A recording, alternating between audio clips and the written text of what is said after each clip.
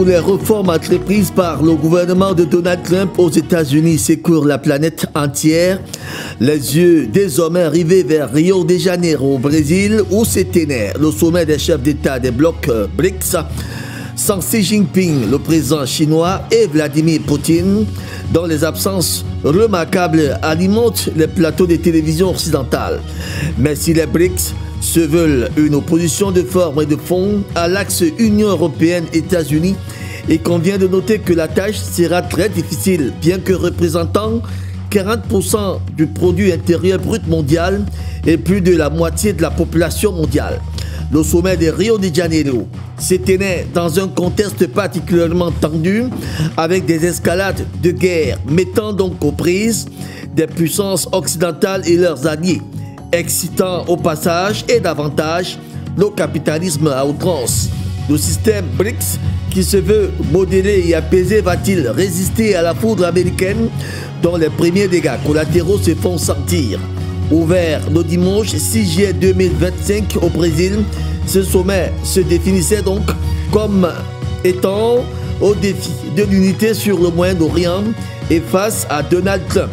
L'alternative à l'ordre occidental que proposent les BRICS fonce-t-il tout droit dans le mur? Au regard des absences, l'ambition d'un monde multipolaire serait-elle confrontée à des réalités du chacun pour soi?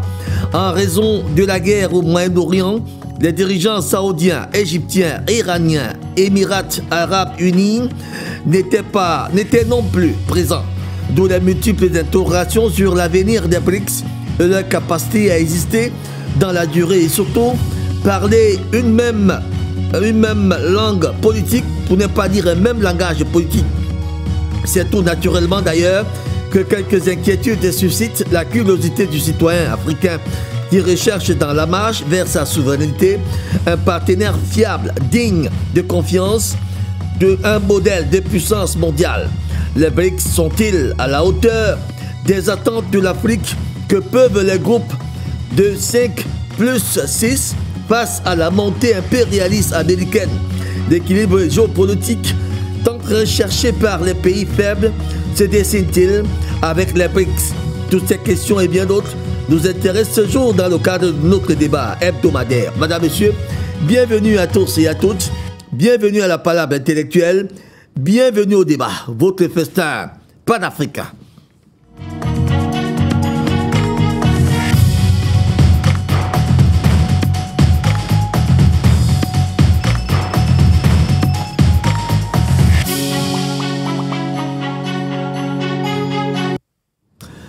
Madame, bonjour, monsieur, bonjour, ravi de vous retrouver ce matin dans le cadre de Tabloïd dans sa version débat. Effectivement, une thématique nous intéresse, vous intéresse également. Nous parlons de la géopolitique mondiale.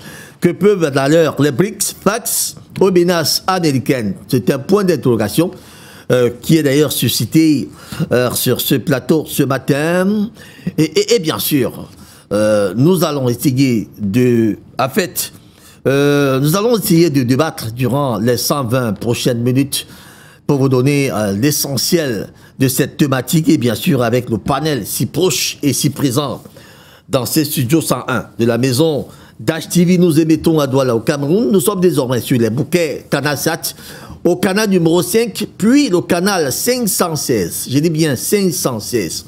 Pour ceux qui nous cherchaient encore à 325, allez nous trouver maintenant à 516 dans le bouquet CanalSat. Nous restons sur le 792 à StarTime. Vous avez plusieurs autres satellites qui portent notre signal, bien sûr, Eutelsat, Amos et bien d'autres. Nous avons de différentes plateformes qui relaient également notre signal via les réseaux sociaux. Merci de nous rejoindre dans ce matin sur Dash TV. Nous avons vu du côté de la Guadeloupe notre ami, le docteur Irénée Gignem. Docteur, bonjour. Bonjour Raoul. Cette fois-ci, apparemment, on est tous coordonnés à l'heure. C'est une bonne chose. La technique a été maîtrisée, je crois, et cela augure des choses intéressantes. Merci. Alors, nous sommes toujours ravis de vous avoir lorsque nous pouvons. Docteur Irénée Gignem, je rappelle d'ailleurs, vous êtes docteur en linguistique anglaise, certifié d'anglais, DUT des finances, comptabilité, universitaire, auteur, entrepreneur, panafricaniste, membre de l'association guadeloupéenne Racine pour le lien du continent et de ses diasporas. Alors, au Cameroun, hein, j'ai gardé un sujet pour tout le monde ce matin. Vous savez bien qu'au Cameroun, nous sommes déjà à 7 pilotes qui attaquent l'élection présidentielle qui est d'ailleurs prévue pour le 12 octobre prochain. Le corps électoral a été convoqué par le chef de l'État le 11 juillet dernier. Et du coup, les candidats ont 10 jours pour déposer leur candidature. Nous en avons déjà quelques 8 qui se sont signalés dès même les premiers instants. Et puis hier, nous pensons qu'il y a quelques candidats assez intéressants qui ont déjà déposé leur dossier de candidature là-bas, parmi lesquels le président sortant, son Excellence Paul Biya, dont la candidature a été déposée il y a quelques heures, je voudrais dire hier, par les soins, bien sûr, de son secrétaire, du secrétaire général de son parti et du directeur de son cabinet. Et effectivement, vous avez également des candidatures de Joshua aussi qui ont été déposées, la candidature de Akere Mouna déposée également, bien ils sont nombreux, parmi lesquels quelques candidats indépendants également qui ont déposé leur dossier de candidature. Est-ce que cette multitude de candidatures met en relief une élection qui peut être très animée? Sera animée certainement, vu d'ailleurs les conditions dans lesquelles elle s'est préparée, elle a été annoncée. Il y avait déjà l'animation avant, parce qu'il y avait une incertitude insupportable. Mais maintenant, la multiplicité des candidatures dont tu viens de parler, pour moi, n'est pas quelque chose de, disons, qui augure du bien, parce que je ne vois pas comment est-ce que, avec autant de candidats, puisque c'est une élection à un seul tour, comment avec autant de candidats, on va pouvoir, disons, faire ce qui est dans l'objectif de l'opposition générale, de battre le régime sortant. Hein? Et je crois aussi savoir, même si je suis pas sur place, que, enfin, d'après ce que je lis et ce que je vois aussi, c'est que le seul parti véritablement organisé au Cameroun est celui du président sortant. Hein? Je ne vois pas comment est-ce que les autres partis, en si peu de temps, vont avoir les moyens et aussi la force de réunir autour de leur candidature l'assentiment de la majorité des Camerounais, selon le système électoral actuel. Donc, si on est dans l'optique de l'alternance, je crois qu'on est mal parti. Hein, en théorie, il peut toujours avoir un miracle, mais bon, je ne sais pas d'où il viendra. Si on est dans l'optique de la, disons, de la survivance de l'ancien régime, ben, c'est gagné à l'avance, hein, à mon avis. Hein. Donc, voilà quoi, pour moi ce qui est l'état des lieux actuellement. Merci pour ce premier jet, Dr Irénée Gignem. Je rappelle que le tireur des pénaltys, le grand dribbleur, dont la candidature sera déposée tout à l'heure aux environs de 10 heures. Je crois bien, le professeur Maurice Kapto, qui va d'ailleurs s'aligner sur la bannière d'un parti que le président Badakani connaît très bien. On verra bien la suite des hostilités. En tout cas, dès 10 heures, ce jour même, le grand dribbleur et le tireur des pénaltys, même si les pénaltys ne sont jamais entrés, mais le grand tireur des pénaltys va déposer sa candidature tout à l'heure. Très bien. Alors, merci à vous.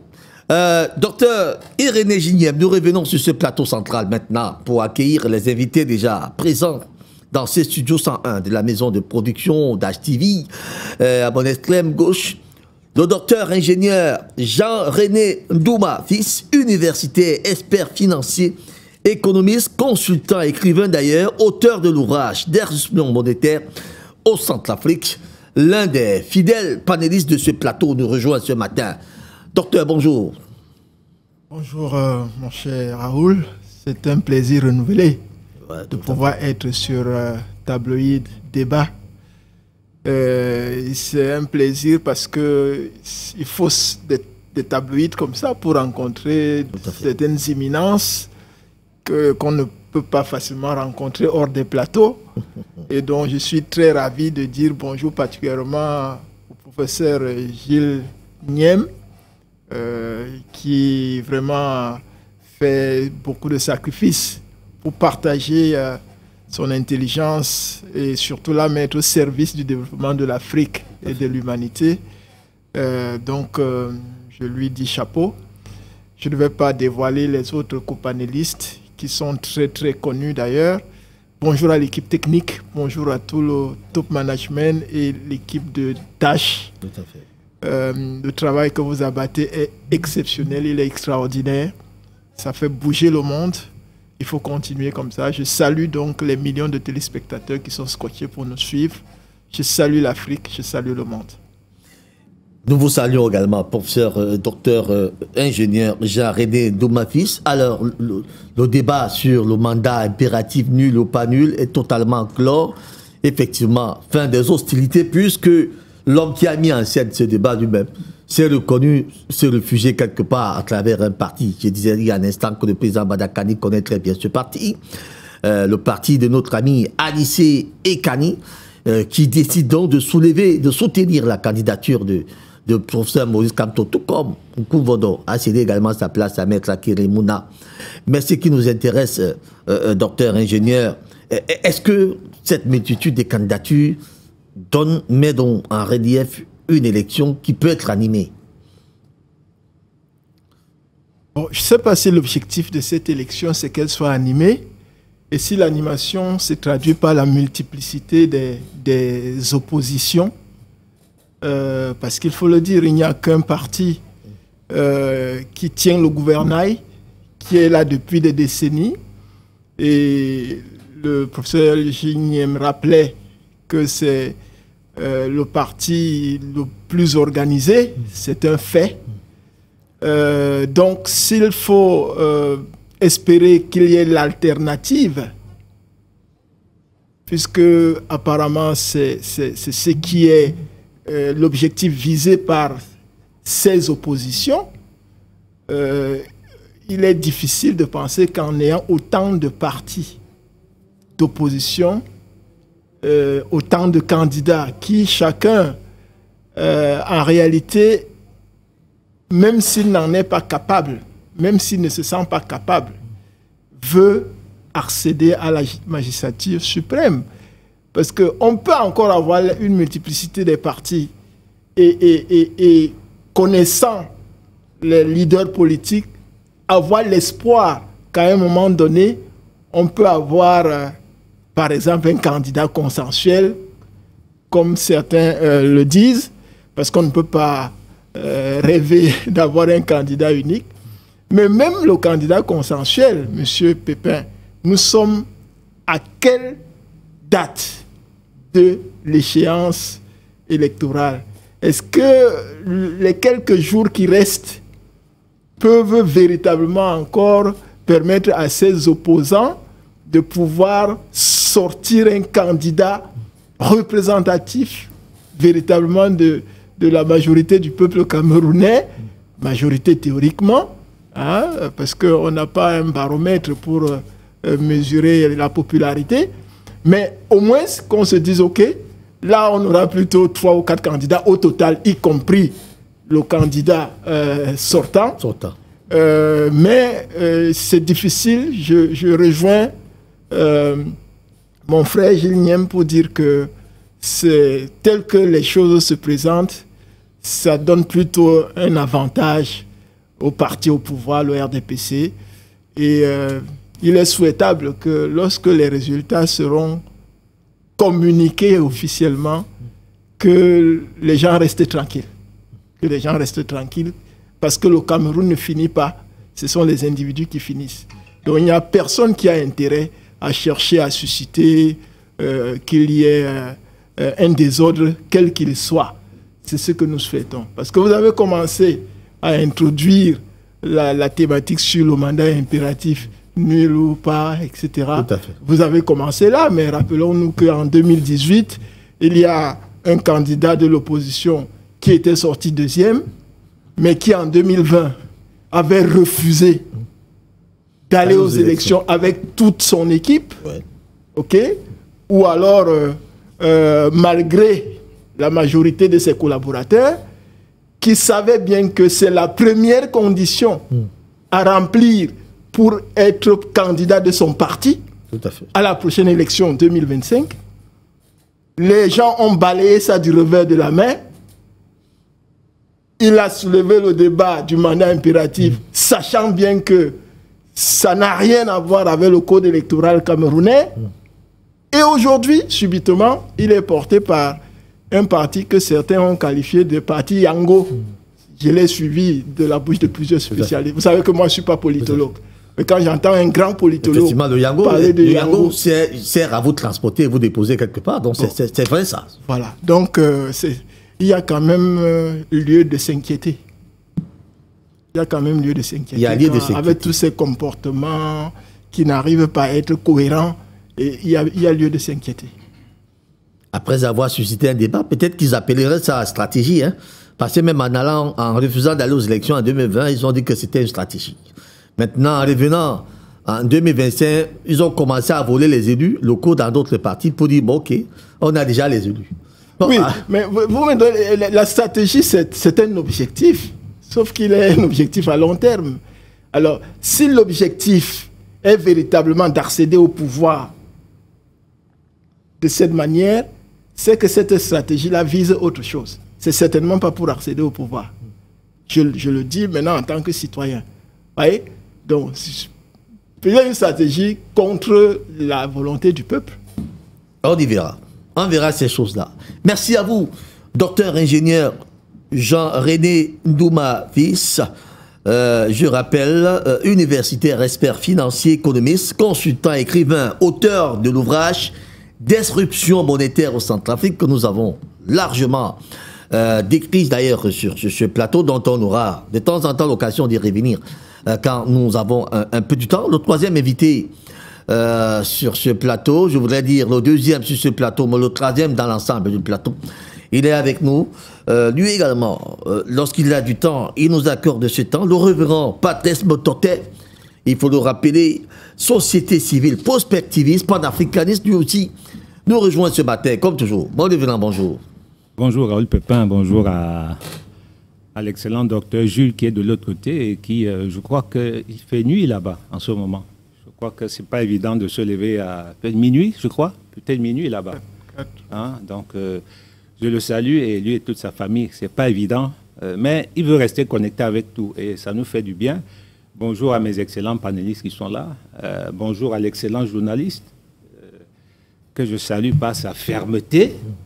Une fermeté parfois qui nous fait un peu mal, mais bon, c'est ça. Il est sur le trône, donc nous devons respecter ça. Allez, aujourd'hui, je vais le permettre. Ont besoin de cette fermeté. Je vais le permettre aujourd'hui pour les Non, non, c'est lui à la fermeté. Donc je salue le patron de cette chaîne. Je sais qu'il travaille dans les coulisses pour faire encore mieux. C'était la votre préoccupation. Voilà, ça, non, c'était pour vous titiller un peu. Hein. C'était écoutez, je vous connais en dehors du plateau aussi. N'est-ce pas, sur le plateau, c'est une autre casquette que vous avez, c'est normal, vous assumez. Donc je salue la technique également et puis les excellentes maquilleuses que nous avons.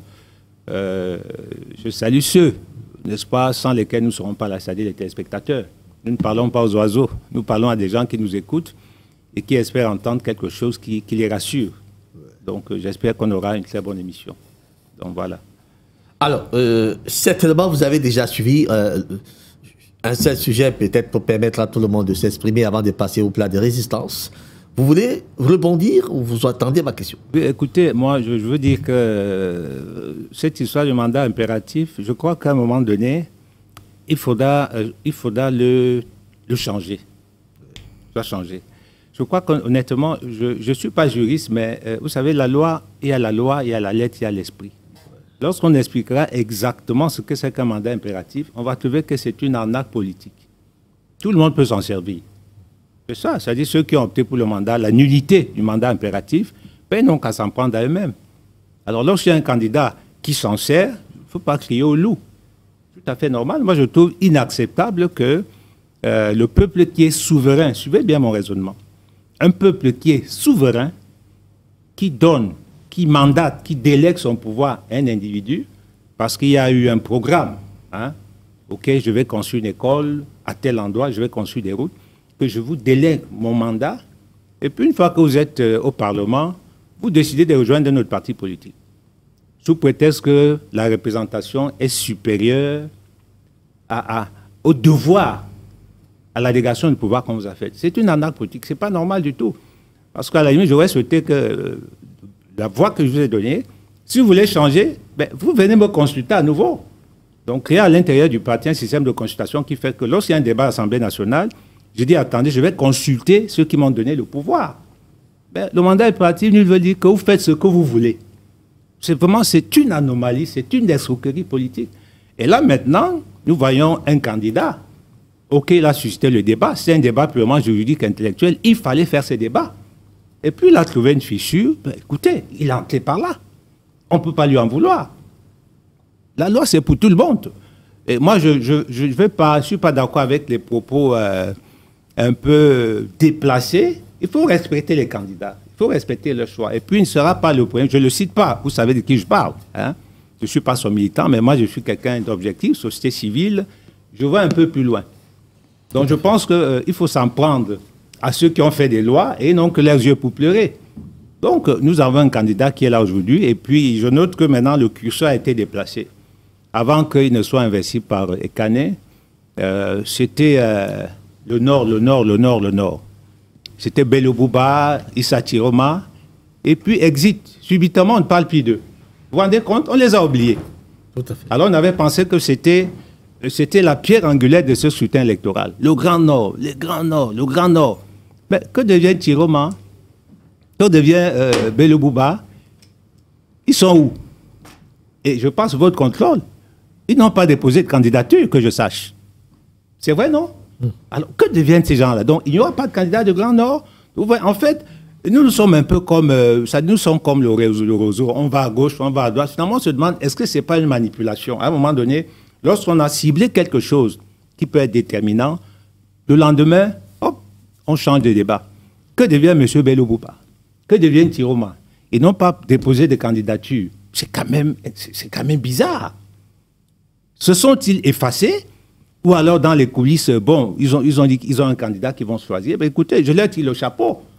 Je leur tire le chapeau s'ils décident de ne pas se présenter et de s'aligner derrière un candidat.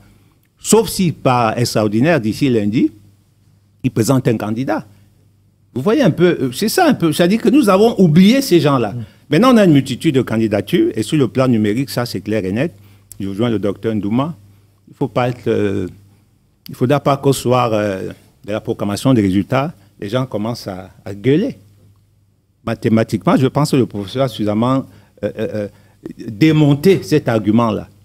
Il parlait d'arithmétique, de mathématiques. Vous ne pouvez pas battre un candidat implanté de cette manière-là sur le plan numérique. Vous ne pouvez pas. Ils sont combien? À peu près 13, que je sache.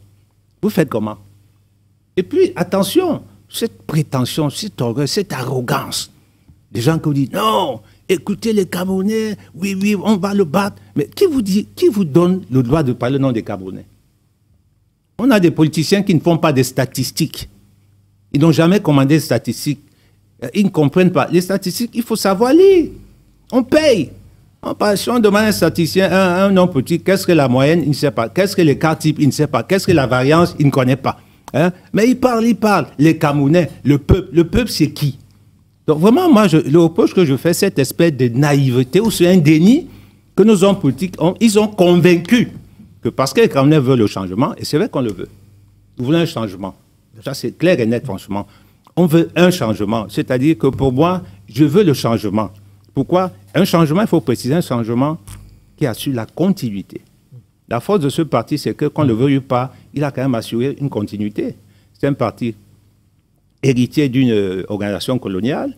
Ensuite, l'indépendance, en 1982, il y a une transition pacifique.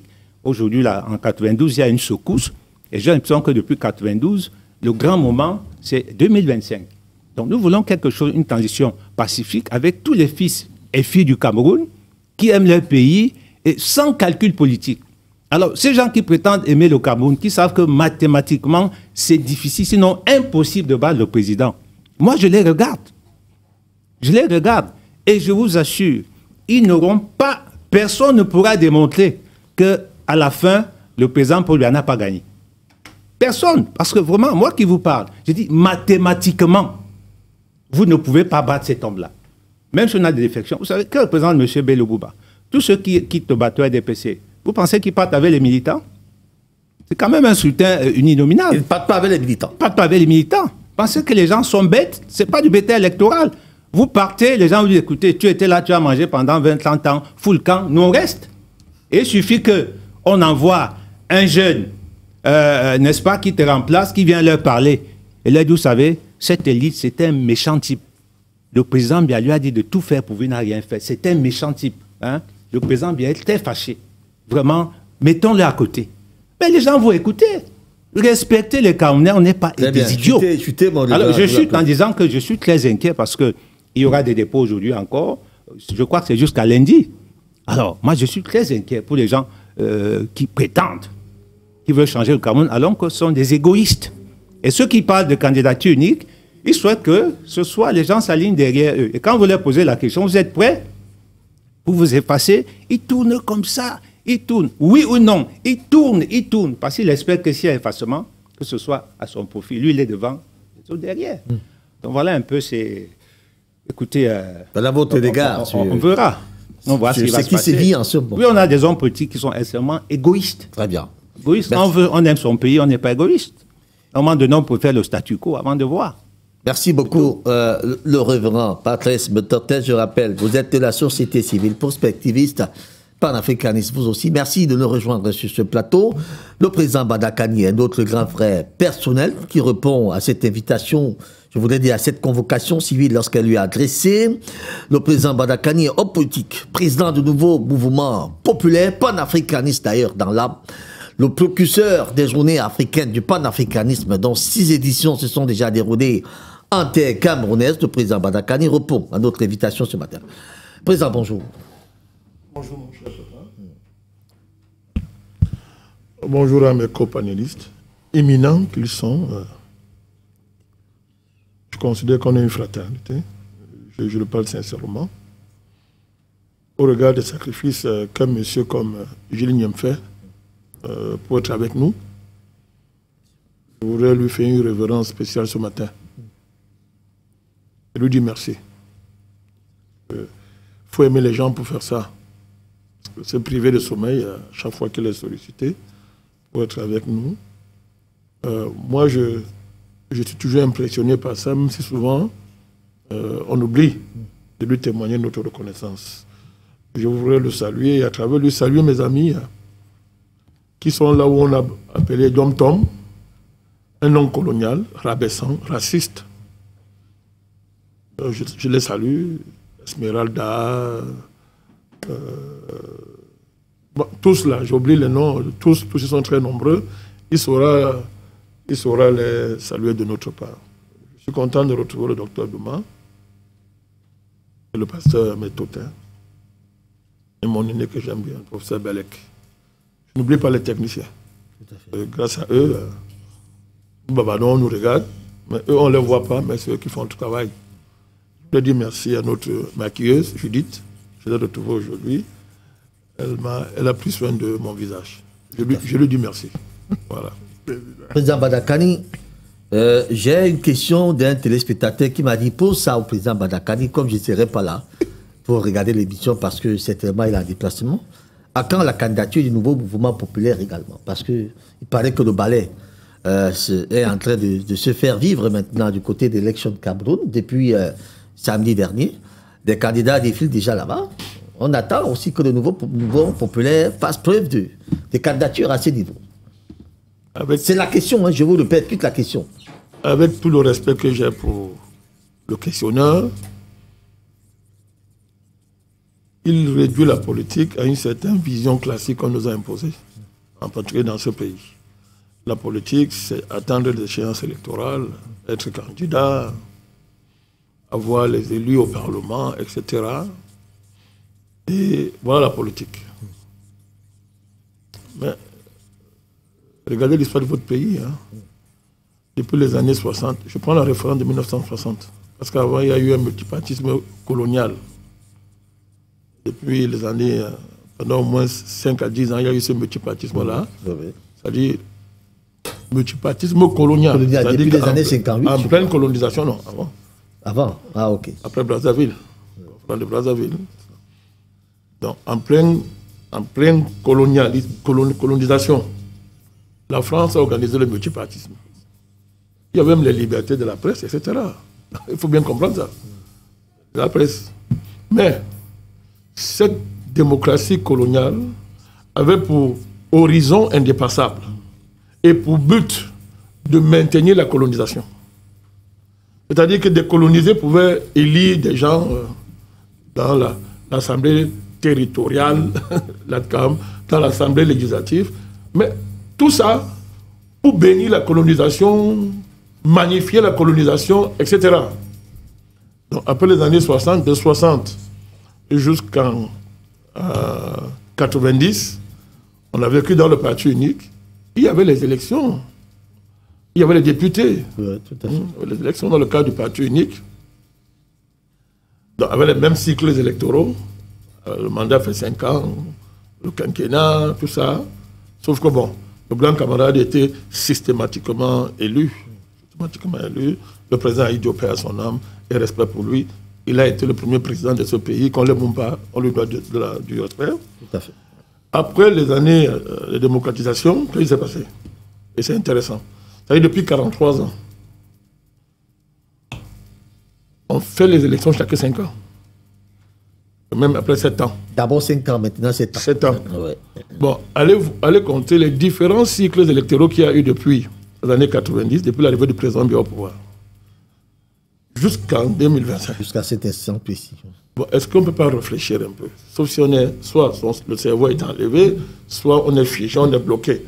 On peut quand même s'interroger sur la validité historique et politique de ce carcan classique qu'on nous a imposé. Donc, ça fait qu'on ne peut pas dire une chose en contraire. Les Camerounais disent que ce système électoral, ça fonctionne. Ça nous donne de la représentation parlementaire, ça nous donne des sénateurs, ça nous donne même des conseillers municipaux, etc. Ça nous donne des milliers d'élus. Bon, pourquoi en même temps on se plaint que le pays ne marche pas, qu'il y a la pauvreté partout, que le pays c'est l'enfer? Donc, la première conséquence à prendre, si on est attiré sur l'intelligence, c'est que ce système électoral-là ne règle pas nos problèmes. Il fournit une infrastructure institutionnelle en termes de représentation nationale, en termes de conseils, en termes de municipalité, de régionalité, etc. Mais quand on a fait ça, c'est la même politique qui est appliquée. Ça ne change pas. Ça ne change pas, ça n'a réglé aucun problème structurel de notre pays. Si on se fie à ce que disaient ceux qui courent pour aller aux élections. Attention. On voit ça. Donc on est dans une impasse. Alors, nous on a une démarche originale. Moi, depuis bientôt plus de 30 ans que je fais la politique dans ce pays, depuis les années... parce que j'ai commencé en 89, en 88. Hein. On a été les maîtres de la rue. Toute l'opposition en 90, on était des acteurs majeurs. Majeur, j'étais très jeune, mais j'ai eu cette chance-là. Vous avez fait la prison pour la démocratie. Oh, ça. Des gens sont morts, donc je ne peux pas beaucoup parler de ça, parce que ceux qui sont morts, je pense à eux, je dois être modeste. Mais vous avez raison de rappeler ça plusieurs fois. Tout à fait. On a été torturés, risquons nos vies extraordinairement. Donc, j'ai été un maître de la rue, j'ai été au cœur de tous les changements que ce pays a connus en termes d'avancée, entre guillemets, en termes d'avancée démocratique, avancée sociale, etc. Dans les années 90. Alors, la première fois où j'étais candidat à l'élection présidentielle, c'est en 2011. Candidat déclaré, je l'ai été. Après, j'ai retiré ma candidature au profit du président Paul Biya. Parce que ils m'ont contacté comme d'habitude. En 2018, je n'ai pas été candidat déclaré. On est venu me chercher dans ma maison. On m'a fait une offre. J'ai dit, OK, je vais accompagner le président. Quand nous l'avons fait, je le dis à Mondo Vision tous les jours. Est-ce que vous avez déjà entendu un démenti par rapport à ça? Nous avons refusé les offres qui nous ont été faites et nous n'avons rien demandé. C'est important de préciser. Tout à l'heure, le pasteur parlait dans notre rapport à la politique qui doit dépasser l'égoïsme. Voilà un exemple que je mets sur la table, comment on a fonctionné. Donc, depuis 15 ans, dès les attentats de 2001 aux États-Unis, nous constatons que c'est un basculement géopolitique pour le monde, pour ne pas dire plus, et que la recolonisation du continent africain est programmée. Le document existe pour ceux qui lisent, qui font des recherches. Donc je dis, dans ces conditions, je dois changer ma manière de faire la politique, mon orientation politique. À partir de ce moment, nous décidons que le problème, ce n'est plus le dirigeant qui est là. À partir du moment où la recolonisation du continent est programmée, il faut élever le débat et regarder loin. C'est comme ça que nous relançons, nous nous asseyons, comme qui est devant vous. Nous décidons de relancer le combat panafricaniste. On était 2 ou 3, mais on était qu'à cette affaire. D'autres étaient des journalistes, je me rappelle à l'époque, Ngos, et tout me dit, mais c'était moi le politicien de cette affaire. On décide de relancer le combat panafricaniste. En chemin, d'autres vont abandonner et tout. Pour arriver au résultat où on est arrivé aujourd'hui en 2025, l'Afrique a changé. Donc, comment voulez-vous que je laisse cette dynamique pour venir être candidat à l'élection présidentielle au Cameroun dans des conditions que tout le monde connaît? Je réponds au monsieur là.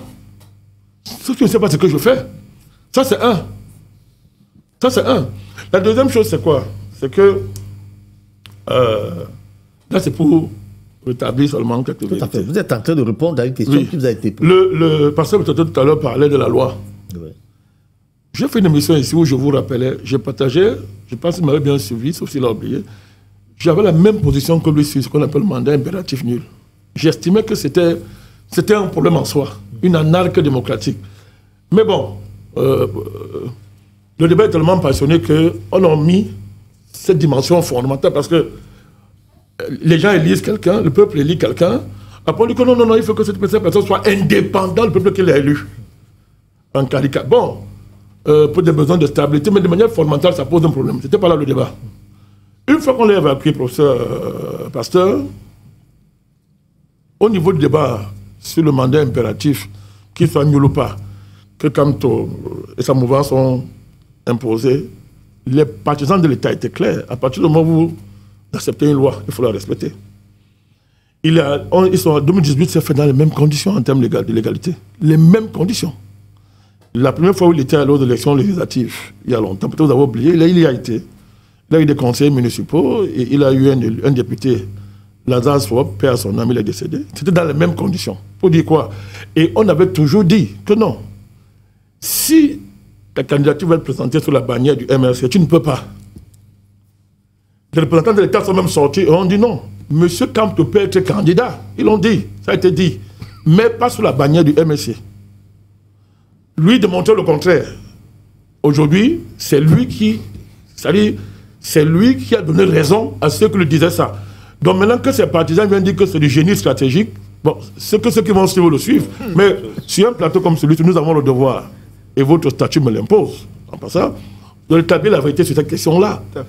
Le débat était clair, les positions étaient bien dites, qu'on n'a jamais dit qu'il ne peut pas être candidat. On lui a dit, quand il a lancé le débat sur le mandat impératif nul, en contestant la nullité du mandat impératif, puisqu'il est malé, restons polis. Il a acquis des députés, pardon, il a acquis des élus pour démontrer qu'il était vraiment engagé. En face, on lui disait, tu peux être candidat, mais pas sous la bannière du MRC. Donc, il faut clarifier ça. Maintenant, quand on dit c'est du génie politique, etc., il faut laisser ceux qui le disent. C'est la campagne électorale, mais il faut rétablir cette vérité pour qu'il n'y ait pas de confusion. Je voudrais te chuter. Chuter, président Badakani. Concernant cette affaire, Pépin, vous regardez un film, on vous présente un film, on fait la publicité, vous regardez ça, un peu plus âgé que certaines personnes qui vont le regarder plus tard. Hein. Alors, vous avez vu le film, et on remet le film sur le marché, avec les mêmes acteurs, la même intrigue, le même producteur, c'est-à-dire le même distributeur, etc. Le même timing, tout. Tout. Bon, vous qui avez vu le film, est-ce que vous allez réagir comme quelqu'un qui n'a pas vu le film? Pas du tout.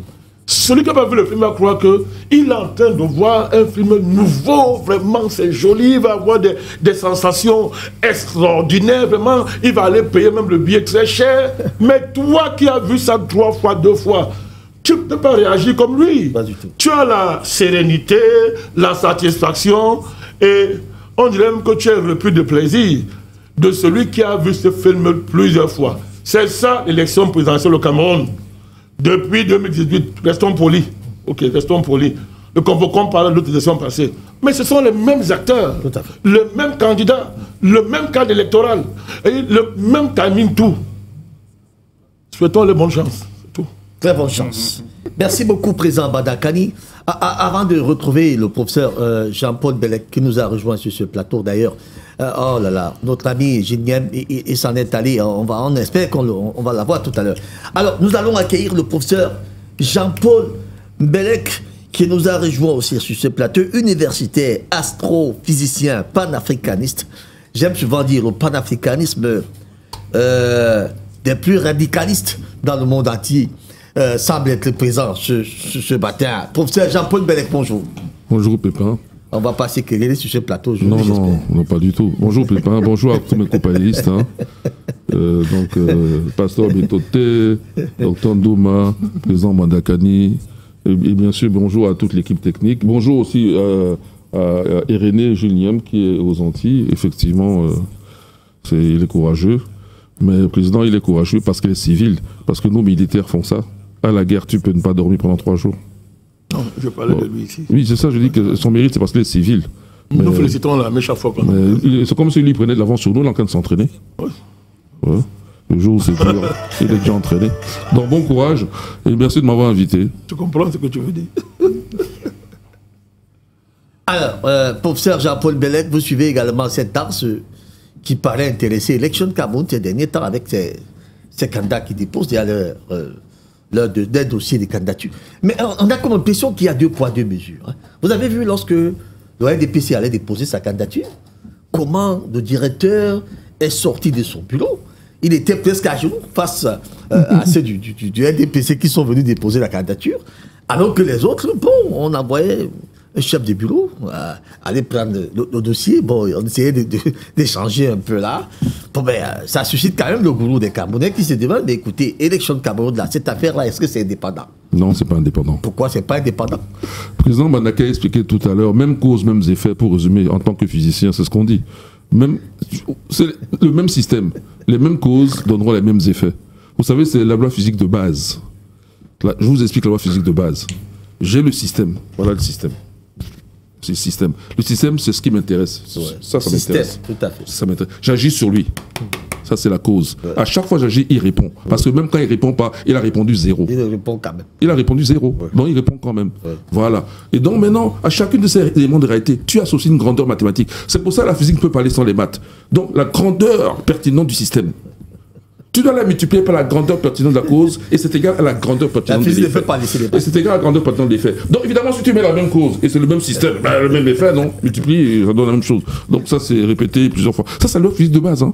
Les élèves qui m'ont entendu aujourd'hui, qui reprennent toutes les lois physiques de base, c'est la formule que j'ai donnée. Elle s'applique à tout. P égale mg, tout ce que tu veux. C'est ça. Ok. Loi physique de base. Tu n'as même pas besoin de faire d'expérience. Tout ce que tu as à faire, c'est chercher les paramètres physiques pertinents. Tu les mets là, tu plaques. Ça donne la formule de base. Après, c'est des formules sophistiquées parce que tu combines ça, ça, ça. Bon, je reviens donc sur... donc, moi, je pense que le président Matega a bien expliqué ça. Ce monsieur rend seulement hommage à ceux qui l'ont nommé. Parce que tout ça, c'est de la façade. Nous ne cachons pas le visage. Nous savons qui va être nommé président à la fin de cette élection. C'est Paul Biya. Parce que même mathématiquement, on l'a montré. Ça ne peut pas... Attends, Kamto, il espère combien? J'ai dit extraordinairement. 30%, allez, 30%. Cabral Libye, combien? Allez, sont 14%, ça fait 44%. Tous les autres, là, les Matumba aussi, mettons même 6%, on est déjà combien là? On est à combien? À 45-46%. C'est ça, non? Bon, ok. Il suffit que le président Paul Biya, on lui donne un score supérieur aux 28% de Kamto et il a gagné. Parce qu'il reste encore de la place. Vous estimez que les dés sont pipés? C'est pas pipé, c'est que le président... Pourquoi aller... Attends, bon, d'abord, le NMP... On va aller plein le même... Déjà, le NMP ne va pas, parce que le président Badake, lui, il est rationnel. Oui. D'abord, il y a son parcours qui parle pour lui, il a expliqué. Ouais. Mais en plus, c'est pas les mêmes gens qui disent... Je vous ai trouvé en train de parler de pléthore de candidatures. Mais lui, il fait l'économie, il dit, hey, allez-y alors, moi, j'ai déjà compris, donc je suis candidat de moins. Ok, à la limite, j'apportais mon soutien au président Paul Biya. Bon, maintenant je le fais pas cette année. Pardon? Vous avez un problème finalement avec ceux qui vont à l'élection présidentielle? Moi, je suis contre la démocratie déjà. Hein. Vous êtes contre la démocratie? Je l'ai déjà dit plusieurs fois, non? Donc vous souhaitez le principe pas élection? Non, en tant que Camerounais, je suis né dans ce pays. En tant que système politique. J'accepte parce que je suis là-dedans. Mais si c'est moi, comme demande mon avis, moi je mets un autre système. C'est pas ça. Hein. Je vous ai dit, c'est que Mahat ou Mahatocratie, si vous voulez en grec, ou Sermahat. Il y a 2 mots égyptiens, vous choisissez. Et un mot combinant égyptien et grec. Parce que dans tous les cas, il faut Mahat. Ouais. Moi, je suis pour ça. Le président Badake parle souvent du vrai Dieu. Mais Mahat, c'est la loi divine. Donc moi, je suis pour le pouvoir de Mahat. C'est quel Mahat? Ok? La force de Mahat. Ou Sermahat. Ou alors Mahatocratie. C'est-à-dire, en grec, Mahatocratie et Mahat. Ok? Bon.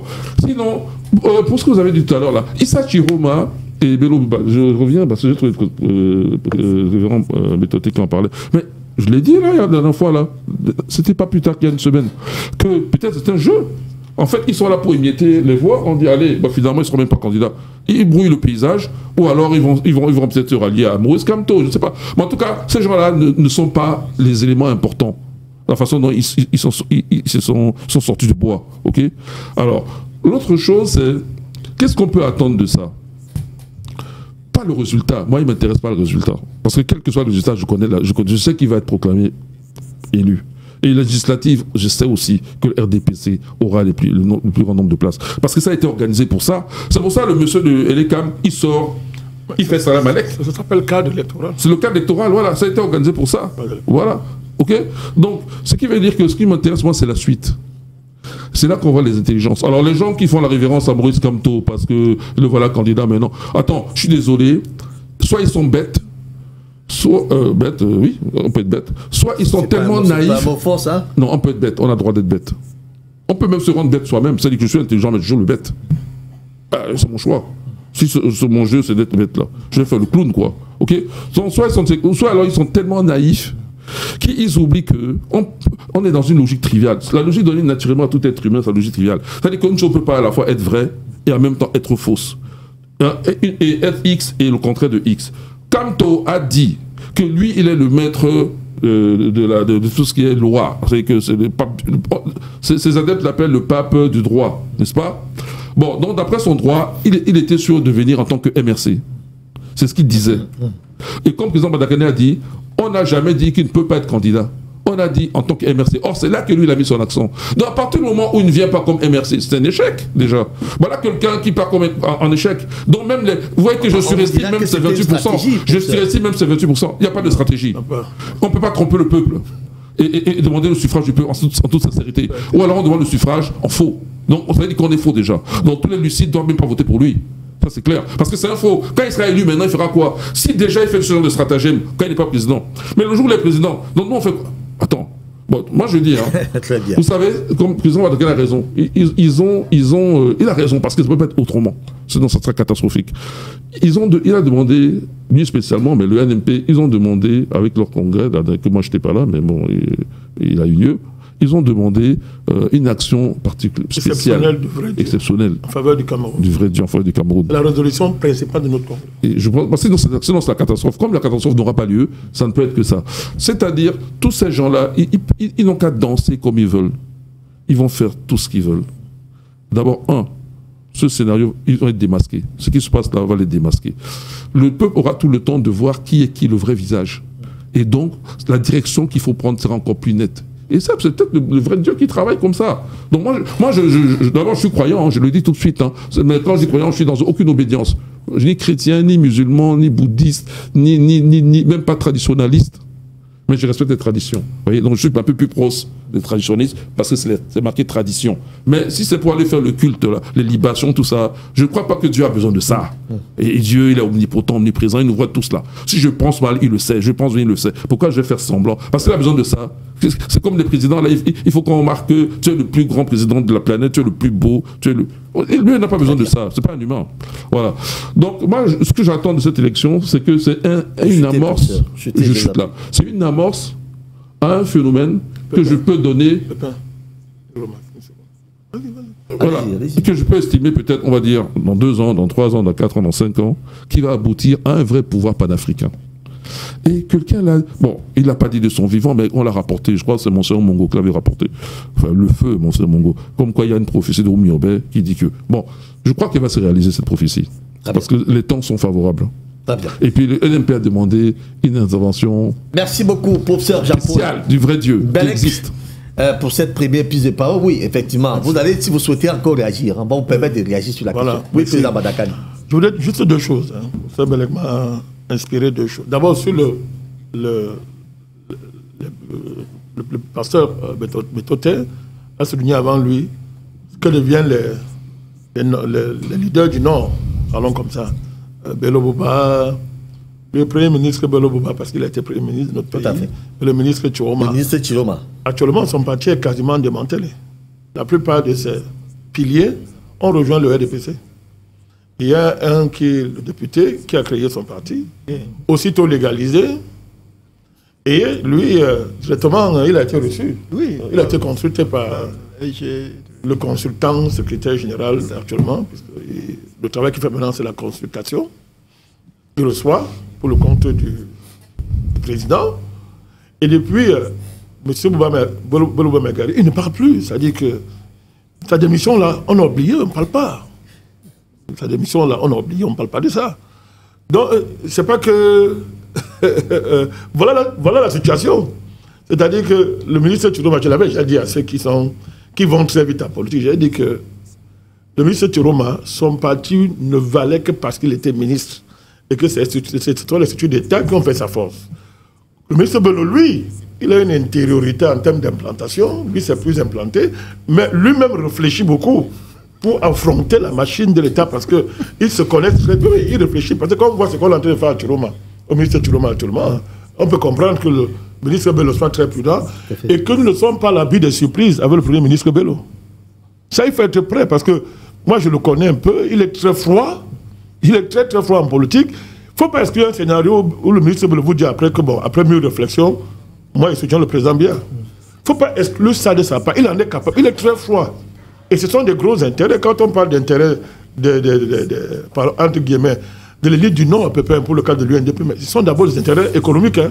Les gens réfléchissent, c'est froid. S'ils estiment que la levée des enchères a permis une négociation en notre insu, où ils considèrent que la réélection du président Biya va garantir leurs affaires, dans le cadre de la concurrence entre les factions de la bourgeoisie néocoloniale, c'est de ça qu'il s'agit, les factions de la bourgeoisie. Mais les gars vont dire au ministre Bello que non, notre intérêt dit que faut pas, je n'ai pas dit que c'est ce qui va se passer, hein, mais il ne faut pas exclure ça. La preuve, c'est que depuis que le gars a dit que bon, je vais démissionner, jusqu'à sa démission tout dans sa poche. Le ministre Chiroma, lui, au moins, bon, il s'est énervé, il a déposé, même chez le Premier ministre, il a dit, bon, moi, je ne suis plus là. Mais regardez bien, il faut bien observer la trajectoire du ministre Bello Megari, pour ceux qui le connaissent. La deuxième chose que je voudrais dire, terminer par là, c'est il faut quand même qu'on s'arrête un peu, mes chers partenaires. Moi, je soumets ça à votre réflexion. Comment une élection est truquée d'avance? Et les gens sont prêts à tout pour y aller. Moi, je pose cette question. Peut-être c'est moi qui suis idiot. Comment on dit que... Parce que professeur Belek, ça veut dire que l'élection n'est pas truquée. C'est toi le mathématicien. On ne peut pas dire qu'une élection est truquée d'avance. Et les gens, ils vont. Et vous, non, il ne faut pas se marier. Ça Ils sent sont déjà prêts. que le score est comme. Mais regardez les efforts qu'ils font pour y être. Le président, ça peut aussi simplement dire qu'ils sont irrationnels. Non, dans ce moment-là... Les maths, ils ont jeté depuis longtemps de leur cerveau. Mais l'irrationalité, oui. on peut l'analyser du point de vue de la raison. Oui, mais eux, on parle d'eux. Toi, tu analyses rationnellement. Non, c'est-à-dire que je suis même sur la pure logique simple. C'est-à-dire qu'on ne peut pas dire qu'une élection est truquée. Et on fait tout pour y aller en disant même que on va gagner. Si on est rationnel, mais si on est irrationnel, on s'en fout. Bon, ça peut être aussi un jeu bien organisé. Oui. Ça peut être un jeu bien organisé. Oui. Parce que si vous dites qu'une élection est truquée d'avance, que ça ne vaut pas la peine. Mais la logique, c'est quoi? Vous n'y allez pas. Oui. À partir du moment où vous allez déposer, parce que je le répète, au Cameroun, il y a un cadre électoral. On sait ce que tu dis. Au Cameroun, il y a un cadre électoral. Tu dis que ce n'est pas indépendant. Non, il est quand même indépendant du point de vue de la forme. Oui, mais c'est ça. Donc ceux qui déposent leur dossier sont d'accord avec les règles du jeu.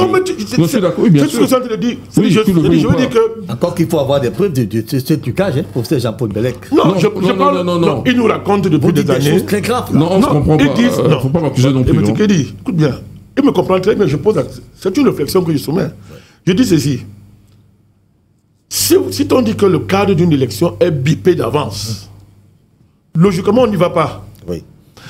À partir du moment où vous estimez que, bon, ok, je vais y aller. Mais vous reconnaissez la validité du cadre électoral.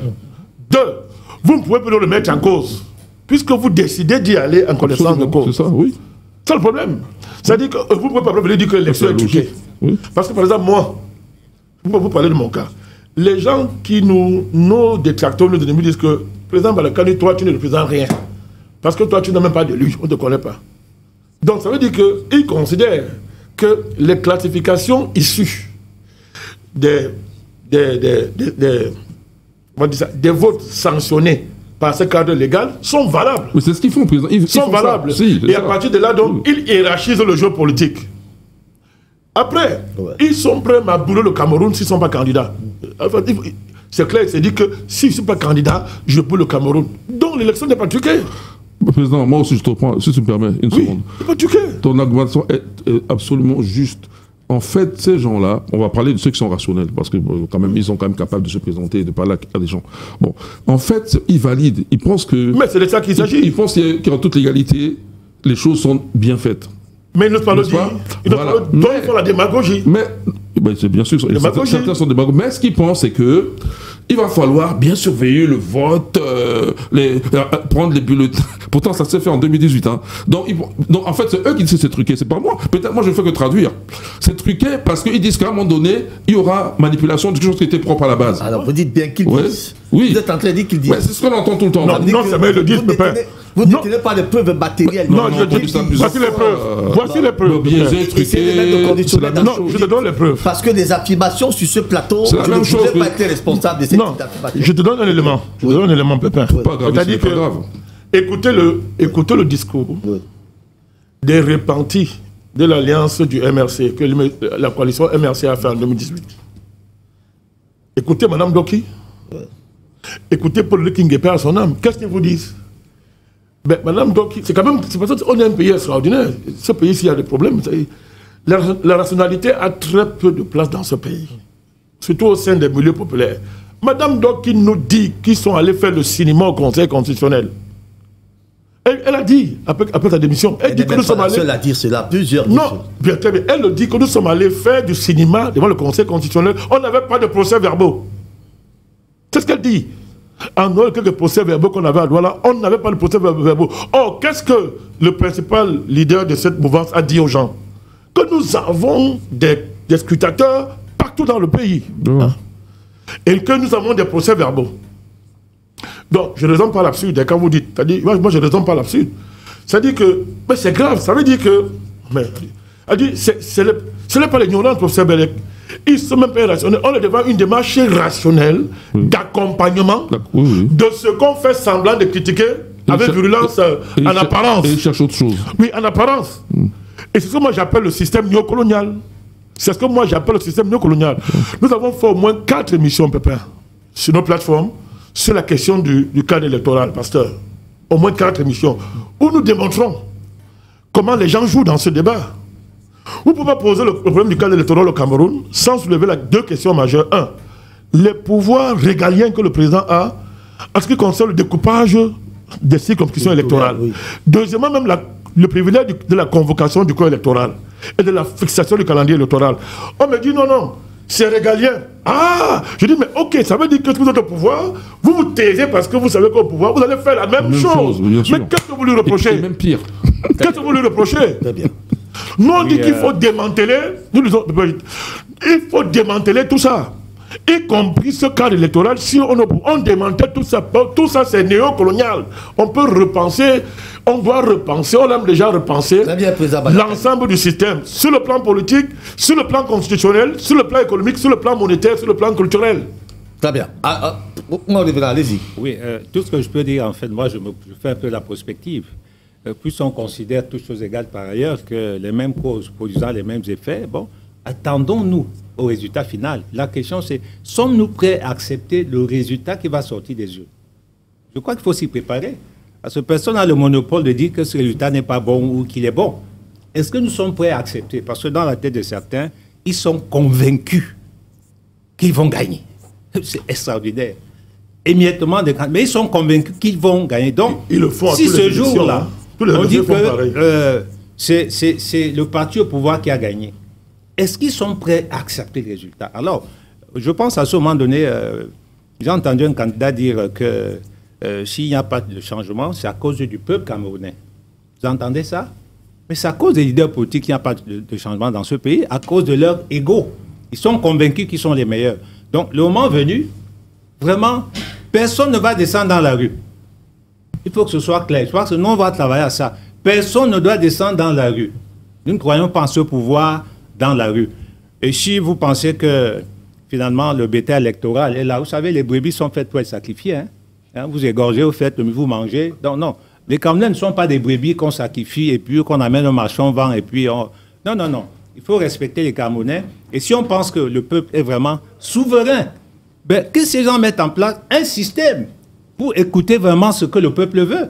Personne ne peut démontrer ici que, j'ai parlé des statistiques tout à l'heure, que voilà, sur la base de telle étude, dans le Grand Nord, dans le Sud, dans le Nord-Ouest, voilà un peu le pouls.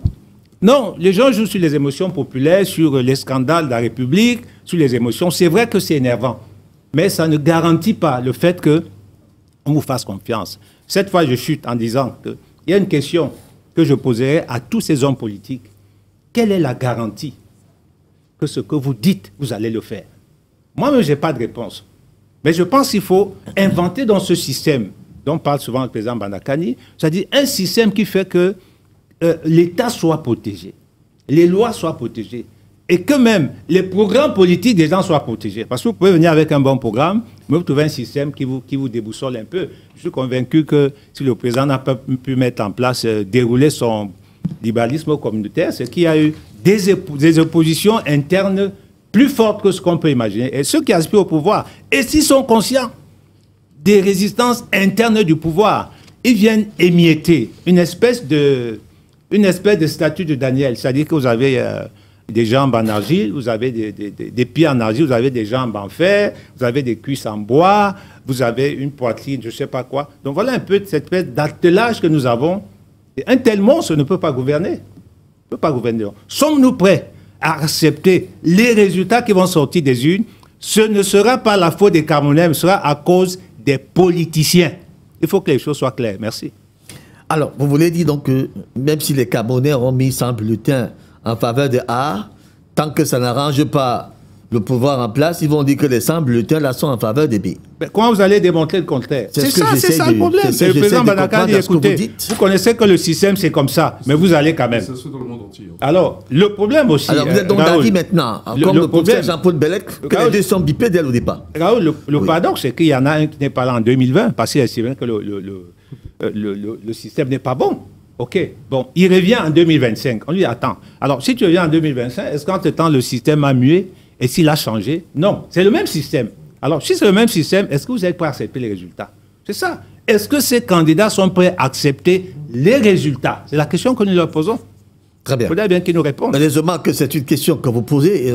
Peut-être qu'il faudra faire signer désormais à ces candidats-là certains engagements. Hein. Dans le cas, ils viennent déposer la candidature, on leur demande de signer ceci. Vous allez accepter tout ce qu'on va vous dire comme résultat. C'est une question essentielle. C'est un peu assermenté. Pasteur, il y a l'engagement sur l'honneur. Parmi les dossiers qu'on demande, il y a l'engagement sur l'honneur. Est-ce qu'on a précisé que, concernant des résultats, il faut accepter? Elle est quand même signé des chartes de bonne conduite de manière avant. Tout ça là, dans le dossier, on vous fait signer ça. Mais par rapport à ce que vous dites, à partir du moment où vous avez accepté le cadre électoral, on ne va pas vous opposer aux résultats. À ce moment-là, on vous opposera légalement et légitimement la force publique sous couvert de respect de la loi. Et vous n'aurez qu'à vous en prendre à vous-même. Docteur Jean-René, vous souhaitez également... Oui. Peut-être deux ou trois petites choses. Oui. La première chose, c'est qu'il faut se rappeler que beaucoup d'opposants avaient tout fait pour que le président Biya ne soit pas candidat. Ils ont chaque fois parlé de son âge, machin. Donc il y a eu un bon combat pour qu'il ne soit pas candidat. Il ne se représente pas.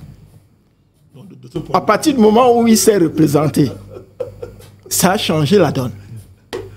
J'ai demandé à quelqu'un, est-ce que si le président Biya ne se représentait pas, le RDPC devait avoir un candidat? La personne me dit, mais bien sûr. J'ai dit, d'accord. Est-ce que ce candidat-là, à votre avis, aurait été mieux que le président Paul Biya? La personne a pris près de 30 secondes pour répondre. Chacun peut imaginer la réponse. Parce qu'on connaît ce qui pouvait être pressenti. À partir de ce moment-là, les opposants, pour l'opinion publique, donnent l'impression qu'ils veulent être chefs de l'État. Je rentre un peu dans ce que le président a dit. Parce que la rationalité, tout ça là, le peuple, lui, va chercher à rester rationnel.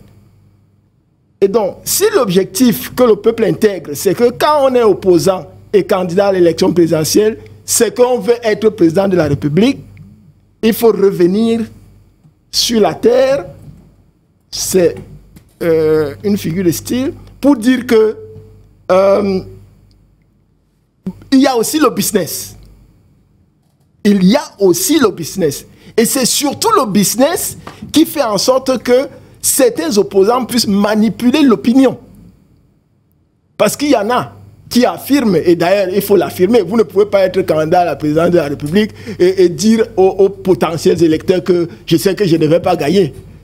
Vous allez dire que je suis sûr que je vais gagner, je dois gagner. Ouais. Ça, c'est le langage qu'il faut dire. Vous avez des électeurs. Mais en réalité, les électeurs, ceux qui vous écoutent, doivent avoir la capacité de se dire, mais ce monsieur, il blague. Celui-là, il ne pourra jamais. Et on le sait. Et on le sait. Mathématiquement, le professeur Mbelek l'a déjà démontré maintes fois. Le doyen Elimbi Lobé démontre souvent à sa manière avec les chiffres et tout ça. Donc, nous interpellons simplement le peuple camerounais à rester vigilant. À rester vigilant. Il ne faut pas se laisser manipuler parce qu'il y a un grand business. Les vraies décisions ne sont pas connues. Les vraies rencontres se font la nuit. Tout ce que les gens passent là sur les télé, ils se font semblant de dire, ce qui se fait réellement, ça ne se dit pas en public. Il y a des choses qu'on n'écrit même pas. Parce que quand on a écrit, ça peut ressortir à un moment donné. Donc, nous sommes là, évidemment, dans une arène politique qui peut donner l'impression à l'opinion publique que les opposants sont là parce qu'ils veulent forcément arriver au pouvoir et puis changer, je ne sais pas si c'est l'alternance ou le changement qui peut aussi être négatif ou l'alternative que nous souhaitons. L'alternative, ça veut dire qu'il faut refondre tout ce système-là parce que ce système-là ne nous fait pas avancer et les constats sont clairs là-dessus. Ce n'est pas un changement d'un individu qui peut venir créer la catastrophe. Voilà. Alors, il se pourrait, nous annonçons probablement que le ministre Tiroma pourrait lui également se rendre ce jour à Élection Cameroun, déposer sa candidature. En tout cas, quelques sources le disent. En attendant la confirmation, hormis le président Campou qui l'avait déjà signifié depuis très longtemps qu'il partira ce vendredi à 10h déposer sa candidature par le biais, bien sûr, par ses camarades. Vous avez le ministre Tiroma lui-même qui risquerait de faire le déplacement d'élection de Cameroun ce jour même pour déposer sa candidature. Alors, on sort de cette question assez passionnante. Si quelqu'un d'autre a... Oui, merci. C'est la dernière intervention. Vous voyez, nous sommes sur un plateau. Chaque fois, les gens, avec des infos qui tombent, on bouge le curseur. Vous voyez comment les gens nous manipulent là, on bouge le curseur. Donc, c'est comme ça. À chaque minute, on ne sait plus où regarder. Où le curseur va bouger. Ouais. Tout ce que je peux dire à ces gens, c'est qu'ils sachent que le président Paul Biya est imbattable, au sens propre et au sens figuré. Je ne veux pas entrer dans les détails. Il ne peut pas battre le président Paul Biya, ni au sens propre, ni au sens figuré. Ce qu'ils sont en train de faire là, bon, moi, à vrai dire, ce qui me fait sourire, c'est un peu, j'ai l'impression que le parti au pouvoir se donne trop d'énergie pour un individu. Et ça aussi, on se pose la question, pourquoi un tel déferlement d'énergie sur un candidat de l'opposition? Est-ce que ça ne cache pas quelque chose? Et je pense que ça, c'est une erreur politique à leur niveau. Si véritablement M. Campou ne pèse pas, oui, on ne devait pas, tout ce boucan autour de cette personne-là, on devait le laisser faire. Si mathématiquement, on sait que ce monsieur, écoutez, mathématiquement, ça ne vaut pas la peine, mais on le laisse faire. Quand on paie même sa caution, on dit, monsieur le professeur, on va même payer votre caution, allez-y. Et ça, c'est une erreur de communication au niveau du parti au pouvoir, une grosse erreur de communication. Parce que les gens se posent quand même des questions, mais on ne peut pas focaliser toute une pensée politique d'attenant sur un seul individu. Il y a d'autres candidats d'opposition. Et je ne suis pas sûr que cette cacophonie-là, parce que vous avez remarqué qu'en fait, je crois qu'il y a une certaine cacophonie, même gouvernementale au niveau de la communication. Il y a quelques jours, deux ministres auraient pris, je ne parle pas au conditionnel, ont communiqué de manière différente sur la candidature du président ou pas. Ouais, les choses de ministre de la communication, et puis, je ne sais pas, le professeur Famdongo. Donc, je chute en disant simplement que le président Paul Biya, il est imbattable, au sens propre au sens figuré. Dernier, ce que j'ai dit tantôt, est-ce que vous serez prêt à accepter les résultats au sortir des urnes? Parce que nous, on va accepter. Nous allons demander au peuple d'accepter. On peut le battre. Tout simplement. That's the question. Non, on peut. On sait que le cas, oui, je vous reviens, président Badakari, on sait que le candidat a dit que la jeunesse et les femmes seront au centre de son action pour ce septennat que les Camerounais lui donneront. Très bien. Non, on ne peut pas dire que le président Biya est imbattable. Moi, avec tout le respect que j'ai pour le passé, il le sait. Je peux l'expliquer, hein, mais je ne dirai pas sur plateau. Je parle en parabole. Bon, si tu évoques d'autres, dans ce cas-là, il faut donc préciser sur le changement de cadre d'analyse et de projection. Parce que je peux comprendre dans quel cadre tu te situes. Parce que sur le plateau, on a évacué ça, mais c'est une dimension très, très importante, elle est même la plus déterminante. C'est la dimension spirituelle, mystico-spirituelle, au sens noble du mot. Hein. Je ne parle pas de la dimension ésotérique. De ce point de vue, tu peux être fondé à dire ça. Mais du point de vue de la politique classique, on ne peut pas dire que le président Biya est imbattable. On peut le battre. Avec le schéma que nous voyons se dérouler là. Ben, même dans ce schéma, il y avait un schéma même plus pire. Il y avait un schéma même plus pire en 92. En 92. En 92, il y avait un schéma même plus pire que ça. En 92, les élections, et les Camerounais n'existaient même pas. Il n'y avait pas séparation de l'élection et de l'administration. L'avancée électorale dans ce pays, de manière objective, c'est le fait que désormais, l'administration ne connaît plus les élections. On a créé une structure indépendante, formellement indépendante, qui est censée organiser les élections. Mais avant, c'est le MINAT qui organisait les élections. C'est le MINAT, hein. Je vous dirai pourquoi, après l'émission, pourquoi elle est imbattable, je vous dirai. On se comprend, mais voilà. Je vous dis, il est important de dire ça. Mais en 92, par exemple, le président Biya est passé à côté d'une défaite. Très bien. D'autres langues disent que même il a été battu. Réellement, mais il a gagné formellement. Mais en 92, je vous dis, certaines conditions réunies. Je vais aller plus loin. En 97, même avant, en 97, le monsieur est mort. Il y a une candidature dans ce pays qui a sérieusement inquiété le régime. Vous l'avez oublié, Haïtien Vondo. Malheureusement, il est décédé. Ça, c'est vraiment inquiété le régime. Pourquoi? Parce que Haïtien Vondo fédérait, dans le cadre de l'axe nord-sud, fédérer les deux axes. En tant que baron d'Haïto, il fédérait le nord, politiquement parlant, et il fédérait le sud. Je vous assure qu'à l'époque, les ministres quittaient de leur bureau et allaient en fou le rencontrer. Ouvertement.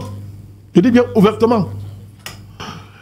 Dans les années 90, 92, à mon temps, il y avait un parti dans ce pays qu'on appelait l'UNDP. Très bien, président Badakari. Je finis. L'UNDP, à l'époque. Oui, à l'époque, l'UNDP, la vraie, qui avait pour dirigeant Samuel Eboa à l'époque, que vous connaissez très bien. Samuel Eboa, vous le connaissez très bien. Et qui était, il y a eu une force.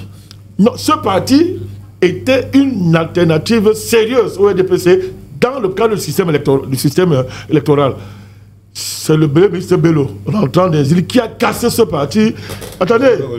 Et là, non, je ne vous rejoins pas comme ça. Parce que quand vous dites que quelqu'un est imbattable, ce n'est plus logique. On dit que quelqu'un est imbattable. Ce n'est pas logique. Il est battable.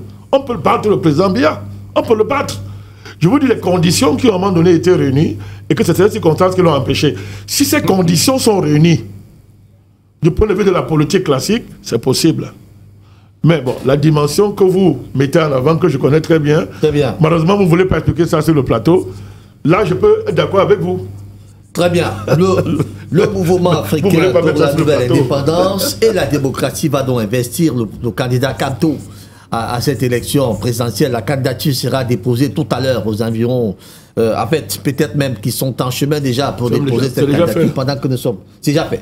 J'ai vu l'image. Très bien, effectivement. Donc, c'est déjà fait. C'était exact. Alors, Julien, je vous reviens. Docteur Irénée Julien, je vous reviens avec beaucoup de chaleur. On vous a perdu il y a un instant. Alors, j'ouvre le sujet avec vous. Le sujet des résistances, nous l'ouvrons ensemble, évoquant les BRICS, effectivement, sur cette question. Est-ce que, selon vous, les BRICS portent en eux les caractéristiques d'un monde multipolaire qu'ils dessinent comme leur destin? Ça va de soi, on en a déjà parlé ici, et de toute façon, c'est leur objectif, et il n'y aurait pas cet idéal-là qui ne se serait pas Président Badakani. formé des BRICS. Coupe le son. Président Badakani, il faut venir t'asseoir. Laisse, ne t'occupe pas Non, de non, lui. non, je ne veux plus. Je ne veux plus sur ce plateau. Je ne veux plus sur ce plateau. Je ne veux plus sur ce plateau. Si tu fais ça, non, on va se retirer. Oui, mais pas sur ce plateau.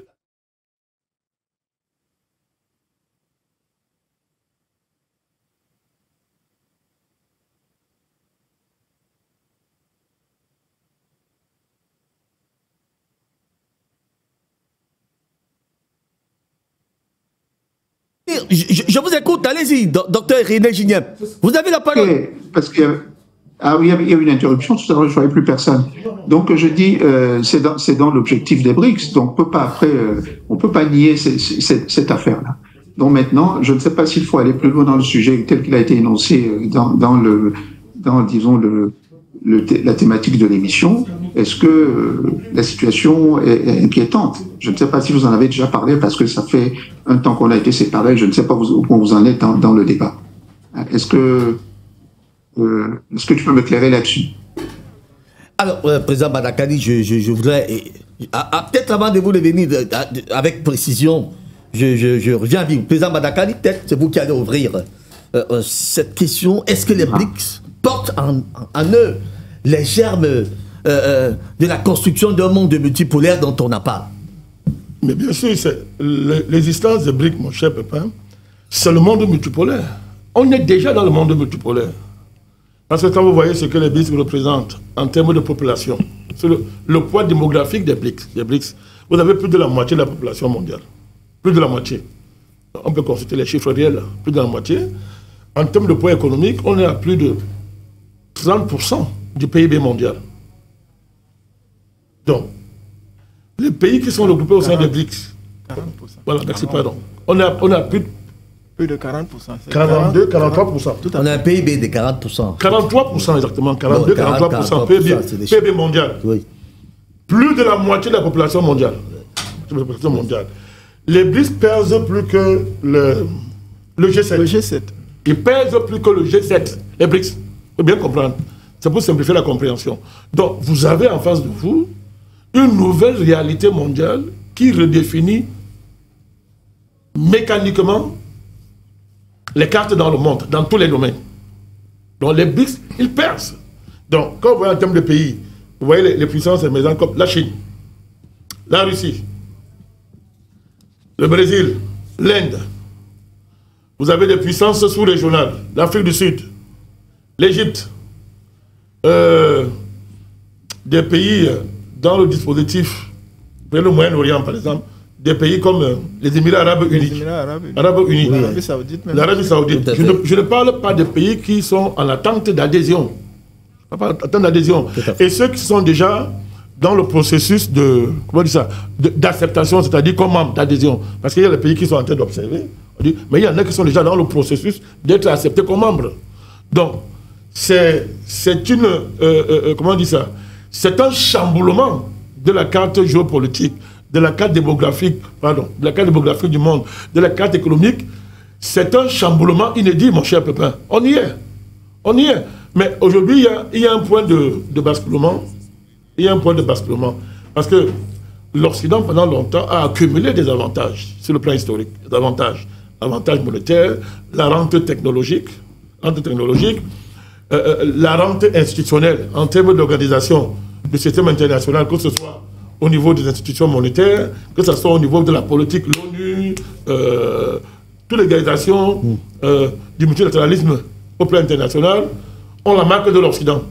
Et comme tous, nous avons été occidentalisés, le monde a été occidentalisé pendant un bon bout de temps, c'est en cela que l'Occident, n'est-ce pas, tient encore un peu. Mais tous les experts occidentaux sont unanimes pour reconnaître que c'est terminé. Et que d'ici peu, c'est terminé. Prenons un point focal de cette dynamique, le phénomène de la dédollarisation.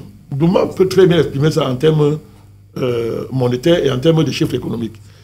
Les Chinois, à l'heure actuelle, à l'heure où on parle, sont à fond dans ce processus. Depuis l'arrivée au pouvoir de Donald Trump, les mouvements des capitaux chinois, là, les plus récents, il y a un déplacement de capitaux chinois des États-Unis qui sont investis au Mexique, dans d'autres pays périphériques, dans le cadre d'une dynamique de dédollarisation qui est très avancée et qui est portée par la Chine, par la Russie, sont portés par ça. C'est un phénomène tellement inquiétant que Donald Trump est obligé de menacer les pays. On de menacer comme au 19e siècle, de menacer sauvagement les nations et les pays qui vont tenter de s'inscrire dans cette dynamique-là. Il les a menacés avec les surcoûts en matière de douane, mais il n'a pas exclu la menace même militaire, hein, il n'a pas exclu. Donc pour dire que, si on prend seulement ce que je viens de dire là, la panique est là. La panique est là.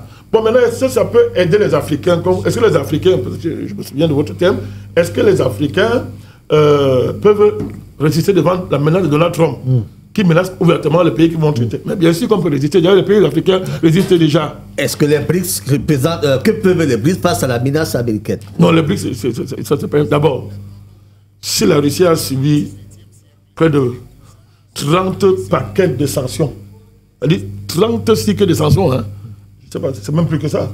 En un temps record. La Russie, c'est pas ça, pasteur. Oui, mais la Russie a tenu. La Russie a tenu. La Russie a tenu. Je ne parle pas de l'Iran, qui depuis, les gens oublient que l'Iran est quasiment sur embargo depuis 1979. Je ne parle pas de Cuba. Je ne parle pas de Zimbabwe. Vous avez des pays dans le monde qui seuls ont résisté aux sanctions occidentales. Au contraire, ces sanctions ont boosté le développement de ces pays-là. Aujourd'hui, on se rend compte que sans les sanctions, l'Iran, c'est à cause des sanctions que l'Iran est au niveau où il est. Parce que quand vous mettez les gens sous sanctions, vous les amenez à puiser dans le tréfonds de leur potentiel et ça booste leur progrès. Imaginez donc les BRICS qui sont déjà constitués. Mais ça va, ils vont écraser l'Occident. Et ça a commencé. À l'heure actuelle aux États-Unis, Donald Trump pleure. Ça ne se dit pas. Mais tous ces plans économiques, tous ces projets économiques connaissent un choc. Parce que la réaction de la Chine face au déploiement de la menace américaine à travers les droits de douane, la réaction de la Chine a bousculé tous les plans économiques de Trump. Il est obligé de les revoir. Ça, c'est la Chine seule. Imaginez la Russie. Imaginez l'Inde. Bon, même si dans les BRICS, il y a les pays qui ont 5 pieds, un pied ici, un pied là-bas, mais dans l'ensemble, les BRICS, c'est une machine qui est en capacité réelle d'affronter l'Occident et de constituer une alternative à l'Occident. Très bien. Docteur Irénée Gignac, je reviens à vous. Peut-être que l'introduction du président Badakani vous a remis les esprits en place maintenant. Voilà, je comprends qu'on est revenu dans le thème principal. Alors, vous souhaiterez peut-être rebondir? Disons que je vais rebondir sur ce que le président Badakani a dit. Mais je dirais par ironie que pour ceux qui... disons, n'ont jamais été sanctionnés, comme notre pays, le Cameroun, les choses ne vont pas mieux. Hein? Peut-être même qu'elles sont pires par rapport aux années précédentes. Donc je pense que l'alternative des BRICS est toujours quelque chose à prendre. Il faut déjà expérimenter, voir ce que ça donne, pour savoir, mais ne pas partir avec l'idée que du fait qu'il y ait des sanctions, ce serait un problème. Parce que de toute façon, d'un point de vue général, vu la façon dont Donald Trump fonctionne, ce n'est que par des sanctions qu'il fonctionne. Et les sanctions ne sont pas qu'au niveau macroéconomique. Même au niveau interne, on voit que Donald Trump menace de sanctionner tous les citoyens américains qui ne vont pas ne sont pas dans le fil de ses idées. Ne parlons pas des étrangers. Pas plus tard qu'il y a 2 semaines, il a menacé de surprendre la nationalité d'une journaliste américaine, née aux États-Unis, blanche, pas noire, pas latino. Hein? Et donc, le fait que Donald Trump sanctionne, ça devient presque aujourd'hui une sorte de rigolade. C'est pas quelque chose qu'il faut prendre très au sérieux.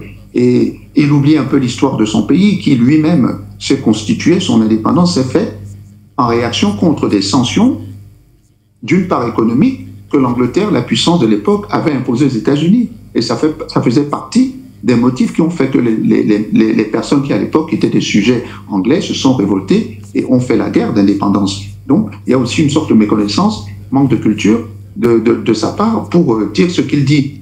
Et de toute façon, j'ai entendu le président Lula qui a dit que, s'il y a des sanctions, ce sera sanction contre sanction.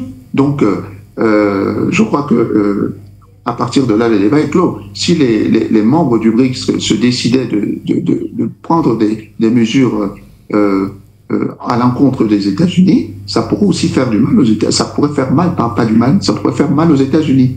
Donc, je crois qu'il faut la portée de ces propos. Elle est limite. Il faut penser qu'elle n'est pas absolue. Elle n'est pas absolue parce que c'est une rhétorique qu'on connaît du président Donald Trump, hein, comme je l'ai dit avant. Alors, merci beaucoup, docteur Irénée Gilles. Alors, mon revenant Bototé, finalement, est-ce qu'on ne va pas très vite en besogne lorsqu'on pense que les BRICS, d'un coup, sont comme une alternative maintenant au bloc en face? Est-ce que de là, il n'y a pas un autre chemin à parcourir au regard des défis qu'il faut transverser? Oui, effectivement, lorsqu'on parle des BRICS, c'est une œuvre assez difficile. Rassembler des gens qui n'ont pas grand-chose en commun, des cultures différentes. C'est d'ailleurs ce qui fait la différence avec le G7. Le G7, c'est pratiquement l'Occident, si on exclut le Japon, qui est comme un cheveu dans la soupe. Donc, les BRICS, c'est un mélange, un bouillon de cultures. Et c'est ça aussi qui fait sa spécificité. Est-ce qu'on peut vivre ensemble avec nos différences et avoir un projet commun? C'est un problème philosophique que les BRICS posent sur la table. Et moi, je dis oui. Et c'est ça le multilatéralisme. On ne peut pas penser que les hommes soient obligés de sortir du même moule. La même passé, le même logiciel. Non, ce n'est pas possible. Dieu nous a créés différents. Nous sommes comme des arbres différents. Nous sommes comme des fleurs. Il y a une telle différence. Il y a une différence de couleurs. C'est ce que le monde est. Maintenant, c'est quand même assez risible en réalité de parler d'un grand président comme Donald Trump. Je pense qu'un grand président comme Trump, il devait se faire respecter aussi par l'éthique qu'il représente. Mais là, j'ai l'impression que nous avons le président le plus puissant qui change d'heure en heure. Il croit que le plus puissant. Et moi encore, ça me pose, vous allez comprendre ma logique prospective, ça me pose un problème. Peut-on inventer un système où on sait qu'on a la garantie que cet homme ne changera pas dans ce qu'il a dit? Parce que je ne suis pas convaincu que M. Trump, s'il rentre dans l'électorat qu'il a élu, qu'il va avoir 50% de ces gens-là. Parce qu'il y a une batterie de choses qu'il met en place qui n'étaient pas forcément dans son programme. Et comme on dit en anglais, numbers matter, c'est-à-dire les chiffres comptent. Alors, lorsqu'on parle des sanctions, on parle des chiffres. Les chiffres ne mentent pas. Peut-être quand M. Trump parle des sanctions, il faut qu'il parle des chiffres. Un pays comme les États-Unis qui est déficitaire vis-à-vis de la Chine. Je ne parle seulement de la Chine, hein, je ne parle même pas des BRICS. Vous ne pouvez pas imaginer qu'il y a un déficit de près de 300 milliards de dollars en défaveur des États-Unis. Vous comprenez? Le pays qui est censé nourrir le monde par la technologie, exporter les produits finis, produire l'intelligence, mais il s'avère que ce grand pays est lui-même dépendant d'un pays qu'on appelle la Chine. Et ça aussi, c'est toute une question. Donc, quand M. Trump arrive... Bon, revenant. Oui? Pardon, laissez-moi prendre cet appel. Je vous reviens. Allô, bonjour. Allô, bonjour. Allô. Ok, nous vous suivons, s'il vous plaît. Allô. Allez-y. Alors, bonjour, le seul journaliste du monde. Je salue tous les panélistes. Bon, je salue surtout le président Bandakani. Et je salue encore monsieur le pasteur. Je voudrais intervenir sur le thème qui était en première position, l'élection présidentielle. Oui, quand on ne peut pas essayer, on ne pourra pas connaître la finalité du problème. C'est facile. Si on peut laisser nous pousser et on ne va bouger, est-ce qu'on va devenir? Première chose. Deuxième chose, moi, c'est l'occasion où jamais toutes les forces vives de la nation doivent s'unir d'une façon comme le pasteur est là, Bandakane qui prie souvent le vrai Dieu et le docteur Ndouma. Réunissons-nous, chargeons positivement un des candidats afin qu'on soit en mesure de renverser. Tenez-vous tranquille, 2021 n'est pas comme toutes les élections. Président, il faut avoir espoir. 2021, même la nature va nous donner une solution viable. Soyons positifs. Les gens qui sont partis, ils peuvent les désordonner. Parce que Dieu dit qu'il ne faut pas marcher avec les désordonnés. Aujourd'hui, par demain, il n'est pas, parce que ce n'est pas bon. Donnez-nous la peine de charger positivement les gars, pourvu qu'ils se réunissent et nous donnent un bloc uni, afin qu'on renverse le néocolonialisme et nous soumet. Merci, bonne journée à tous, bon début de week-end. Merci à vous, messieurs.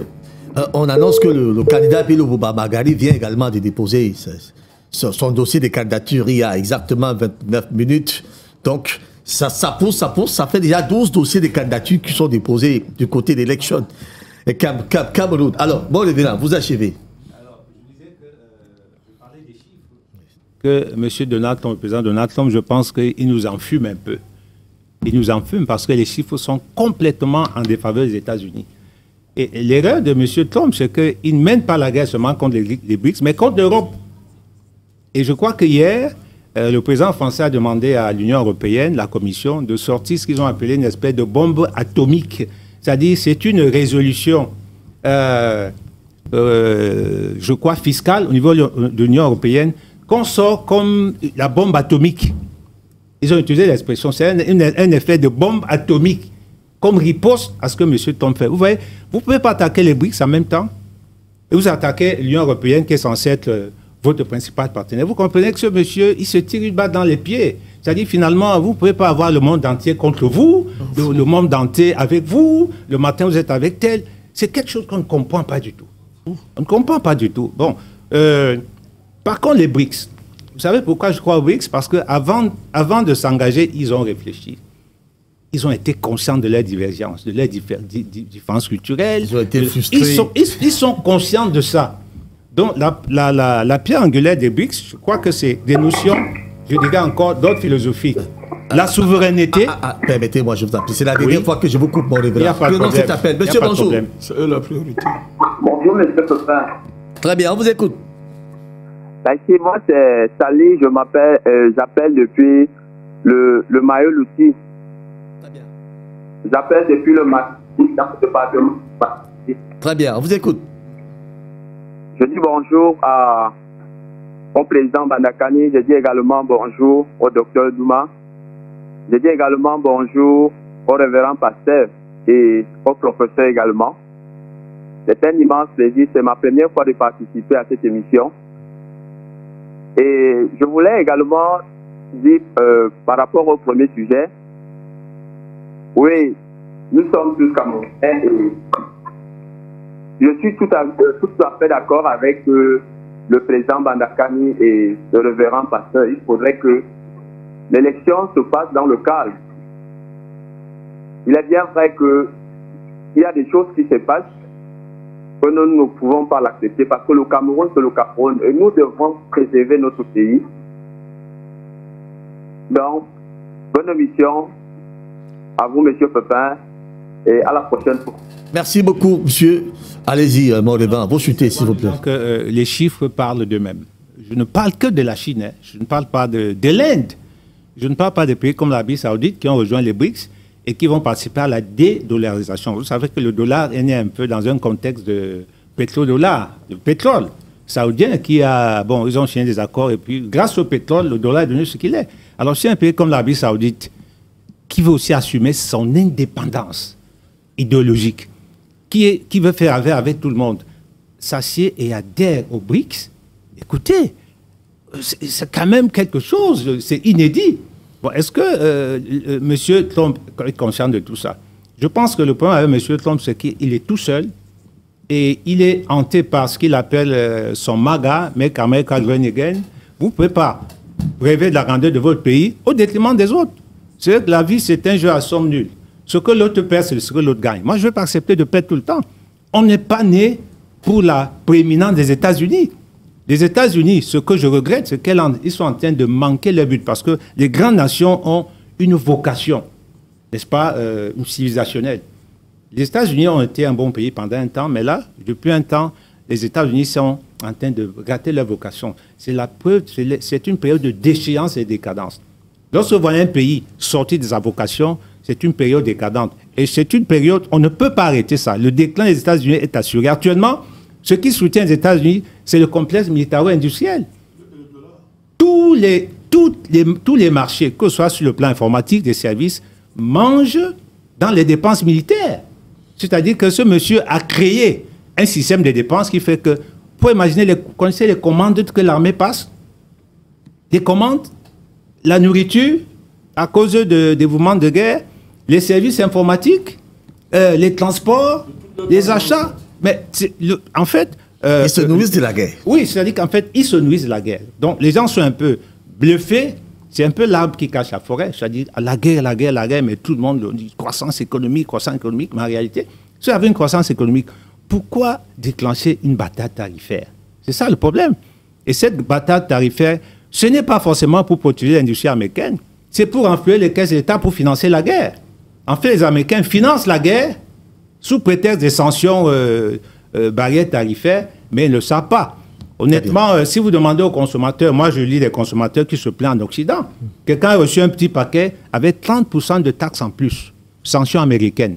Et nous allons ressentir tout cela. Donc ça ne fait que renforcer notre désir de souveraineté. C'est bien de nous sanctionner, ça nous réveille. Lorsqu'on touche à votre moteur intérieur, vous êtes obligé de rebondir. Avec les BRICS, vous allez voir, davantage de nations vont s'intéresser aux BRICS. Et les BRICS prennent des plus petits aux plus grands. Vous voyez un attelage, un pays comme la Chine, un petit pays comme l'Éthiopie. Vous voyez, mais attendez, quel écart. Vous voyez, c'est quelque chose à laquelle toutes les nations de la Terre aspirent. La souveraineté et le respect. Merci beaucoup. Ces valeurs-là, les BRICS ne peuvent pas tomber. On prend cet appel. Monsieur, bonjour. Bonjour. Allez-y. D'accord. Vous nous appelez d'où? D'accord. On vous écoute. Je voudrais intervenir par rapport à la première thématique du sujet. Oui, de Yaoundé. Oui, monsieur Serre.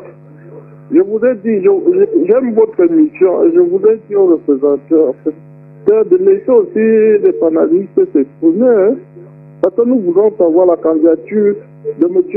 Kamto. Est-ce que ça sera possible qu'il dépose sa candidature puisqu'il est encore dans le MRC? Donc il faudra nous édifier. Merci beaucoup. Ok. Merci beaucoup, monsieur, pour cette intervention. Nous rappelons que le président du PCRN a également déposé sa candidature hier. Hier, pratiquement en début d'après-midi. Donc, vous avez déjà les ténors qui sont déjà à l'élection de Cameroun. Nous attendons encore la candidature de Espoir Matomba, qui a d'ailleurs été jugé par un journal en début de semaine comme étant ces politiciens hirondelles. Malheureusement, heureusement que ce journal s'est excusé. Mais le président du PUS, en fait, le premier secrétaire du PUS était déjà prononcé. Il avait déjà réagi à cette une de ce journal, d'ailleurs, dont on pense sincèrement qu'il est l'un des journaux les plus sérieux, mais qui semble déjà travailler pour le compte d'un candidat. Ça devient très, très, très compliqué.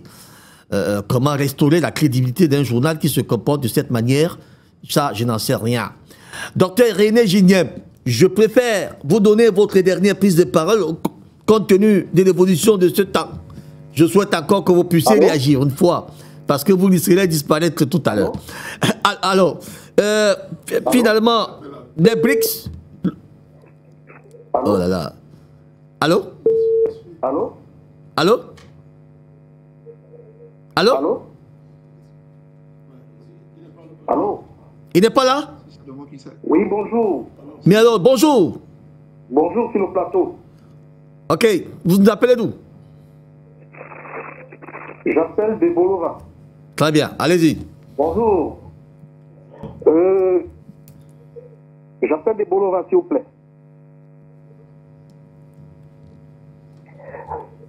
Je voulais juste, je sais pas, excusez-moi, une observation que je viens de faire.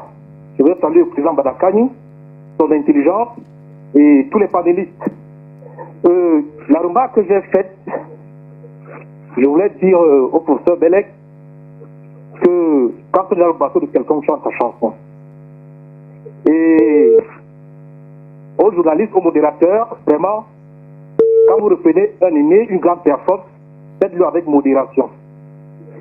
Par rapport aux BRICS, vraiment, je suis derrière le professeur, enfin, président Balakani. Je soutiens ses idées. Vraiment, il a bien détaillé ça. en montrant la puissance du BRICS. Notre souhait aujourd'hui, c'est que vraiment, si le BRICS vraiment peut monter en puissance, parce que les pays du G7 nous ont vraiment beaucoup maintenus dans comment je peux dire ça, ils nous ont enfermés, nous empêchant d'évoluer, nous les autres pays, par exemple d'Afrique. Oui, c'est l'idée que je voulais suggérer.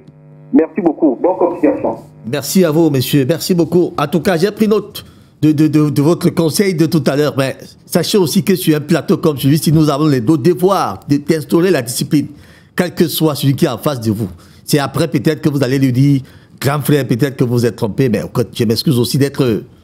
Mais là, sur ce plateau, nous parlons au monde entier. Nous avons l'obligation, je dis bien l'obligation, d'être disciplinés et rigoureux tels que nous sommes. Parce que tout ce qui sort de notre bouche, ou alors tout ce que nous laissons parler sur ce plateau, nous engage. Ça, je vous le dis bien, ça nous engage. Donc vous pouvez me comprendre. Très bien. On a encore un autre appelant? Oui, bonjour. Oui, bonjour monsieur, allez-y. Oui, je m'appelle Luis, j'appelle de Niala. Allez-y, on vous écoute. Bien, je voulais dire déjà, par rapport au professeur Velek, je crois que la chimie n'a rien à voir avec la politique. Franchement, et déjà, je veux aussi dire à certains panélistes qui sont là sur le plateau qu'on ne pense pas que rien ne peut changer. Parce qu'à un niveau, quand les gens sont à bout, je pense qu'ils peuvent être dévoués eux-mêmes à changer. Il ne faut pas retirer le peu d'espoir qui reste aux gens qui ont espoir qu'il y aura changement dans ce pays. Vous comprenez? Donc, on veut bien croire, parce que tout le monde croit. Donc, quand les gens viennent s'asseoir sur le plateau, disent qu'on ne peut pas. Ça, c'est impossible, même si on emprunte une dizaine. À un niveau, il faut quand même comprendre que nous fonçons tous dans le mur. Nous fonçons dans un mur extrêmement, nous sommes au bord de l'éclosion. Vous voyez, dans un pays où rien ne marche plus, quand les gens viennent retirer le peu d'espoir qui reste au Camerounais, de voir espérer changer. Moi, je suis presque au crépuscule de ma vie ayant connu un seul président qui a un bilan mitigé. Ça, il faut le dire. Et c'est visible à l'œil nu. Des personnes viennent s'asseoir pour défendre l'indéfendable.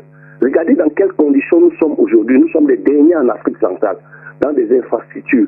Je ne dirais même pas que, je n'oserais même pas dire, parce qu'il y a des Camerounais qui n'arrivent plus à se nourrir, qui ne peuvent plus manger. Alors qu'attendez-vous d'une population où les gens n'arrivent plus à se nourrir? N'en parlons plus de se soigner, se vêtir, envoyer les enfants à l'école. Donc on ne vient plus sur un plateau comme ça, venir retirer le peu d'espoir qui reste aux gens. Parce qu'à l'heure, si la politique d'hier, c'est plus aujourd'hui, c'est plus aujourd'hui. Nous avons changé carrément de camp. Et que beaucoup de personnes ont pris conscience qu'il faut passer par les urnes. Et même si ce sera la forme impérative, nous le ferons. Franchement, que de vivre comme ça, on peut vivre à genoux mieux ou on va mourir ici. C'est terrible ça. Désolé si je me suis un peu emporté, vraiment. Bonne continuation et belle émission à vous. Et désolé si j'ai écorché quelqu'un sur le plateau. Ça, je parle venant du cœur, ça me fait très mal. Merci beaucoup, monsieur. Et revenez quand vous pouvez. C'est tous les vendredis, espace 9h30, 11h30. On apprend que Taylor Ounana, Léon, a déclaré sa candidature à la présidentielle 2025 par lettre recommandée. Son dossier a été envoyé à la commission de réception des dossiers de la candidature à élection de Cameroun. Le pli fermé a été déposé ce 18 juillet par un agent de la Campost. En tout cas, c'est une source très sûre qui ne peut pas se tromper. Vous connaissez bien Taylor Ounana, qui voudrait défier le président de son parti et qui estime d'ailleurs qu'il a le droit lui aussi de challenger le président Paul Biya. Donc il est arrivé à cette élection. Mais avant vous, je crois que laissez les autres prendre d'abord la parole, je reviendrai à vous. Vous voulez rebondir? Allez-y, allez-y. Rassurer l'auditeur de tout à l'heure. Ouais, parce que quand moi je parle, je m'adresse aux politiciens. Ouais. J'estime que les politiciens sont assez intelligents pour comprendre ce que je dis. Ouais. Quand je dis que le président Biya est imbattable au sens propre, au sens figuré, c'est un message que je leur envoie. S'ils ont un peu de cervelle, qui comprennent ce que je veux dire. Par contre, évidemment, nous ne sommes pas là pour dissuader, pour décourager ceux qui aspirent au changement. Nous aspirons tous, y compris moi, au changement. Mais le changement n'est possible que lorsque les leaders politiques ont une vision réaliste. Ne comptez pas, nous ne sommes pas du bétail électoral. Lorsqu'ils cessent de chercher le ventre. Oui, il faut, c'est eux, on regarde. Là, vous voyez, depuis que nous sommes sur le plateau, on a annoncé 3, 4 ou 5 dépôts de candidature. Ouais. À qui la faute? On s'adresse à ces gens-là. C'est à eux. Alors maintenant, tous ceux qui veulent le changement, quand ils aspirent à ces divisions de l'opposition, qu'est-ce que vous pensez qu'ils... Très bien. Comment ils vont réagir? Merci beaucoup. On n'a plus assez de temps. Bon, voilà, je suis obligé de vous interrompre. Docteur Irénée Gilnième, je vous en prie. J'étais avec vous tout à l'heure avant de prendre cet appel. On est en train de sortir. On sort avec vous aussi. En tout cas, vous ne prendrez plus de paroles. C'est la toute dernière pour cette émission. Alors, est-ce que les BRICS n'ont pas un chemin à parcourir? Vous trouvez quand même un bloc 7 qui est déjà bien structuré, hein? Et vous avez en face un autre bloc qui se cherche, bien que ayant au sein des géants, mais qui se cherche. Quels sont les défis à relever au sein de ce bloc?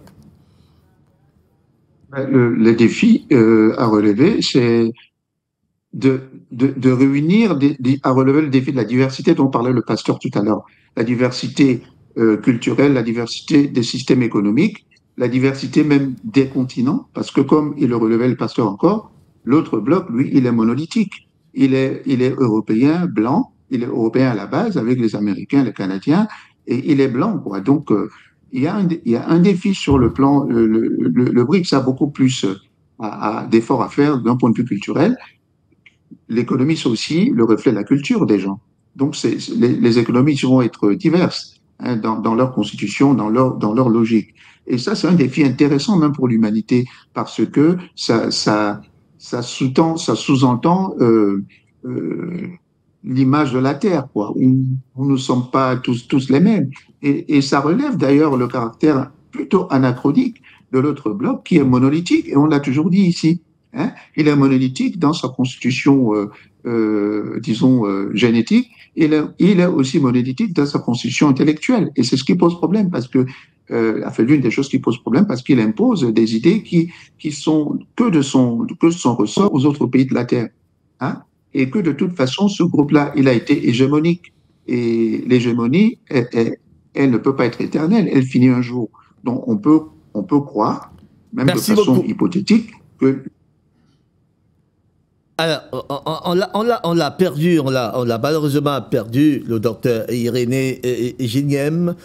Merci tout de même d'être là. Peut-être qu'on pourra l'avoir d'ici la fin de cette émission. Nous avons encore pratiquement 9 minutes pour partir d'ici. Alors, le professeur Jean-Paul Bellec, j'espère maintenant que le calme est totalement revenu sur ce plateau 101 de la maison, du studio de la maison d'HTV. Merci d'avoir retrouvé toutes les forces et les esprits, tout comme moi. Alors, nous sommes dans la question, est-ce que les BRICS, bien qu'on dise que c'est une alternative, c'est une force, c'est une opposition de force au bloc Union européenne, États-Unis, est-ce que ce bloc-là n'a pas un travail à faire? Peut-être les monnaies, les systèmes d'aide par-ci, par-là, comment la même culture, rassembler une culture qui puisse peut-être s'accommoder avec le bloc. Ne sont-elles pas là des défis qui doivent endurer ce bloc qui est en train de naître? Pour répondre à cette question, première chose, le téléspectateur qui est intervenu. Okay. Je veux dire, hein, moi je suis prof, et je pense qu'on m'appelle prof. Tout à fait. Académiquement, je suis docteur en astrophysique. Ouais. Mais la plupart des gens m'appellent prof. Parce que j'ai une longue expérience dans l'enseignement. Quand j'ai commencé à enseigner, je n'avais que la licence. C'était en France. Je donnais même des cours de soutien. Et j'ai une bonne expérience dans les cours de soutien. Donc, j'ai une pédagogie. C'est pas de ma faute si quelqu'un écoute mal. J'ai parlé de physique et pas de chimie. Déjà, c'est pas la même chose. La chimie est une composante de la physique depuis les années 20. C'était pas le cas avant. C'est grâce à la théorie quantique. Au 19e siècle, on avait la thermodynamique pour tout ce qui est échange énergétique. Avec la théorie quantique, on a compris la liaison chimique. Donc, la chimie, ce n'est qu'une partie de la physique. Et je n'ai cité cet effet parce que le président Batraken a parlé de cause à effet. Cause à effet. Ok. Or, vous savez, si les gens ne veulent pas étudier, ils croient que le pays va avancer comment? Vous voyez les défis mondiaux? S'ils ne veulent pas intellectualiser les choses de façon rationnelle, je ne dis pas de façon irrationnelle, rationnelle. Parce que cause et effet n'ont pas de sens si on ne donne pas le système. On dit toujours ça aux élèves, ils ne font pas attention. Le système, la causalité n'a de sens que parce que vous avez un système. Et ce qui agit sur lui, on voit, c'est ça la cause. Tout à fait. Et il répond toujours, c'est les faits. Parce que même quand il passe, c'est basique, j'ai même donné la note. C'est pour ça, c'était comme un enseignement, tout en appuyant ce que le président Batraken a dit. Et pour expliquer mathématiquement maintenant comment les mêmes causes ont tous les mêmes effets. Parce qu'il fait la même multiplication sur le même système, avec la même cause, C'est la même formule, tu vois tout le même effet. C'est tout, c'est pour appuyer ça. Bon, maintenant, celui-là a mal compris, il doit faire son effort. Ok? Voilà, je ne peux pas changer ça. C'est celui qui nous a suivis tout à l'heure, peut-être qu'il va passer les petits. Ok. Alors, maintenant, je reviens donc à la question. Tu sais, Pépin, tu as dit, dans un de ces chapeaux-là, qu'on a été occidentalisé. Si je ne me trompe pas, c'est toi qui as dit ça. Oui. Mais il faut arrêter d'être occidentalisé. Moi, j'ai plus de 50 ans de vie en France, mais je pense que je suis très enraciné en Afrique, plus que beaucoup d'Africains qui ne sont jamais sortis du continent africain. Et même des Camerounais ne sont jamais sortis du Cameroun. Je pense que je suis beaucoup plus africain que beaucoup. Parce que même ma langue, je parle et je vois dans le quartier des petits enfants qui ne parlent la langue ni de papa ni de maman. Ils ne parlent que français ou anglais. Donc il faut en tenir compte. Ça tient de ta volonté de rester toi-même. Or, nous sommes des modernes. Ça n'a pas de sens si on ne donne pas les anciens. Moderne, c'est par rapport à ton ancien. Donc il y a une continuité historique dans laquelle toi tu es moderne, l'autre est ancien. Quand tu peux être moderne, parce que c'est le monde moderne, parce que c'est juste la contemporanéité, mais on dit contemporain, on ne dit pas moderne. Moderne, c'est par rapport à l'ancien.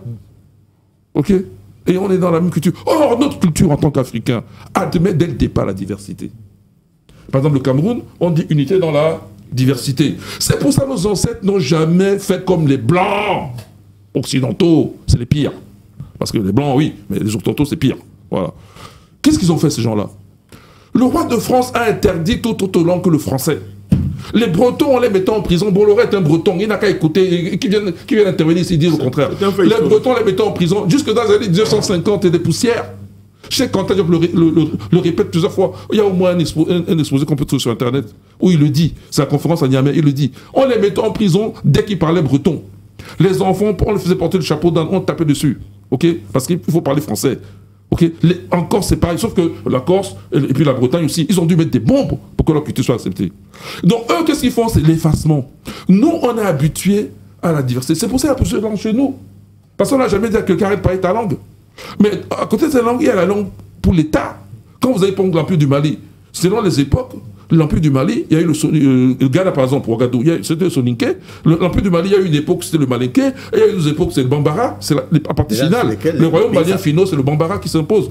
Donc, et même l'Égypte ancienne dont on parle, parce qu'on apprend les hiéroglyphes. D'abord, il y a l'Ancien Empire, le Nouvel Empire. Mais tous les Égyptiens ne parlaient pas la même langue. C'est pour ça qu'ils ne mettent pas les voyelles dans quand parfois, ils font des économies de voyelles.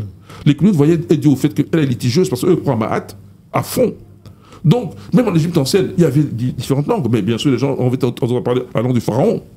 C'est tout. Donc, nous, Africains, on est habitués à ça. Et l'unité de la diversité, c'est la plus grande force. Ça ne peut devenir une faiblesse que lorsque les gens tournent le dos à cela et commencent à croire que le bon modèle, c'est le monolithisme. Tu fais le monolithisme, la diversité culturelle africaine, elle est basée, elle, sur un fait historique indiscutable. Parce que l'homme est né en Afrique. L'homme étant né en Afrique, la plus grande diversité génétique du monde entier, c'est en Afrique. On appelle ça l'effet Goulot, on appelle ça l'effet fondateur. Les autres ne sont que des fractions de gènes africains. Hein, avec quelques mutations parce qu'on change d'environnement. Mais la base de départ, c'est qu'une fraction. Ouais. Hein, entre deux Africains, même père, deux frères ou deux sœurs, de la fraternité, même père, même père, il peut y avoir plus de différences génétiques entre eux qu'entre un Chinois au hasard et un Russe. Vous comprenez? Cette diversité génétique, c'est la richesse de l'humanité. Je vous ai déjà donné l'exemple de la tonne de riz. Une tonne de riz. On vous dit, voilà une tonne de riz, espèce A. Ouais. Mais il y a là-bas 100 kg de riz seulement, c'est 10 fois moins. Mais il y a 10 espèces, chacune fait 1 kg. Sauf que c'est assez différent. Il y a la A d'abord, il y a la B, la C, la D. Vous choisissez quoi? Bien sûr, si on est rationnel, on doit prendre, et vous pouvez les planter et cultiver, hein, on doit prendre les 100 kg seulement, au lieu d'une tonne. Parce que la maladie génétique qui va attaquer la tonne là, tu es foutu. Alors que là-bas, la même maladie ne peut pas toucher toutes les variétés en même temps. Tout à fait. Ça, c'est l'intelligence. Et nos ancêtres, 300 millions de vies sur la planète, le savaient déjà. Donc, le modèle occidental est foireux. Donc, les BRICS vont réussir. Parce qu'ils font ça intelligemment. Ils tiennent compte, dès le départ, ils tiennent compte de la diversité culturelle de l'humanité. Et on essaie maintenant de faire un tout. Le jour où il faut une langue, une lingua franca, comme on dit. Lingua franca. Voilà, on va choisir une lingua franca, c'est tout. Mais ça ne peut pas faire de barrière, parce qu'après tout, l'Occident veut nous faire croire. C'est pour ça qu'ils sont racistes. Parce qu'en réalité, on est tous des humains. Donc on a tous la même origine, elle est africaine, on a la même paternité. Donc les humains ne peuvent pas collaborer entre humains parce qu'il y a une petite différence linguistique. Le futur pour dépasser ça, c'est le fondement de l'humanité. Et l'humanité est condamnée à cela. La même façon que nous souhaitons l'unité de l'Afrique. Bon, après le panafricanisme. Mais l'humanité, il faudrait qu'elle se fasse un jour. Parce que imagine que les extraterrestres débarquent aujourd'hui, mais on est foutus. Et on ne s'entend pas. Ils vont nous écraser comme des riens. D'autant plus que certainement qu'ils ont une technologie supérieure, vu la distance qu'ils ont eu à parcourir et que l'on ne peut pas faire en retour. Donc, mais ils vont nous écraser. Donc il est temps, l'humanité. Cheikh Anta disait, d'où le titre de son livre, Civilisation ou barbarie. Bien sûr, la réponse est civilisation. Et dans ce rendez-vous de donner de recevoir, pour reprendre les leçons de Senghor, oui, je chute, pour reprendre les leçons de Senghor, dans ce rendez-vous de donner de recevoir, il faut que l'Afrique soit aussi là, parce que c'est elle qui a en fait, c'est l'Afrique qui a l'origine de l'humanité. Que l'Afrique soit aussi au rendez-vous des grands. Voilà, maintenant, dans le cadre, je vais chuter avec Donald Trump. Oui, allez-y. Donald Trump oublie un détail, c'est que l'Amérique, que même si on ne parle pas de technologie, ce sont les immigrés qui chassent là qui ont fait l'Amérique. La technologie, il n'y avait pas de physique valable aux États-Unis. Ça a commencé à peine au XIXe siècle. Je peux vous donner un seul nom de physicien. Il s'appelle Gibbs. William Gibbs. C'est le seul physicien américain et théoricien en plus, à la fin du XIXe siècle. Et quand les Américains commencent, ils sont plutôt expérimentateurs et c'est très timide. Il y a des gens comme les Millikan, qui sont très timides. Et ce n'est que quand, avec l'arrivée massive des Européens, des Juifs. Avec la Seconde Guerre mondiale, pourquoi je dis j'ai des Européens. Des Européens. Il y en a partout, les Juifs, il y en a partout dans l'Europe. Voilà, que la science américaine a décollé. Et beaucoup d'Américains, Oppenheimer par exemple, on dit la bombe atomique américaine, il a séjourné en Allemagne, c'est lui qui ramène la mécanique quantique. Aux États-Unis, il a séjourné en Allemagne. Oui. Donc voilà, mais on dit que le président Badrine en sait quelque chose. C'est que, oui, je chute vraiment. On dit que quand Dieu veut perdre un dirigeant, il le rend fou.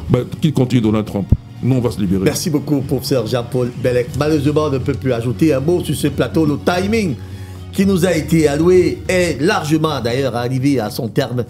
Merci donc au président Bandakani, homme politique, président du nouveau mouvement populaire, professeur Jean-Paul Bellec, universitaire, astrophysicien, panafricaniste, le révérend Patrice Metoté, société civile, prospectiviste, le docteur ingénieur Jean-René Doumafis, universitaire, expert financier, économiste, consultant, écrivain, auteur de l'ouvrage d'instruction monétaire au Centrafrique, et puis, depuis la Guadeloupe, notre ami, le docteur Irénée Génièvre, docteur en linguistique anglaise, certifié d'anglais, DUT de finance, comptabilité, universitaire, auteur, entrepreneur, panafricaniste, membre de l'association guadeloupéenne Racine pour le lien du continent et des serres, diaspora. Merci à tous de nous avoir suivis.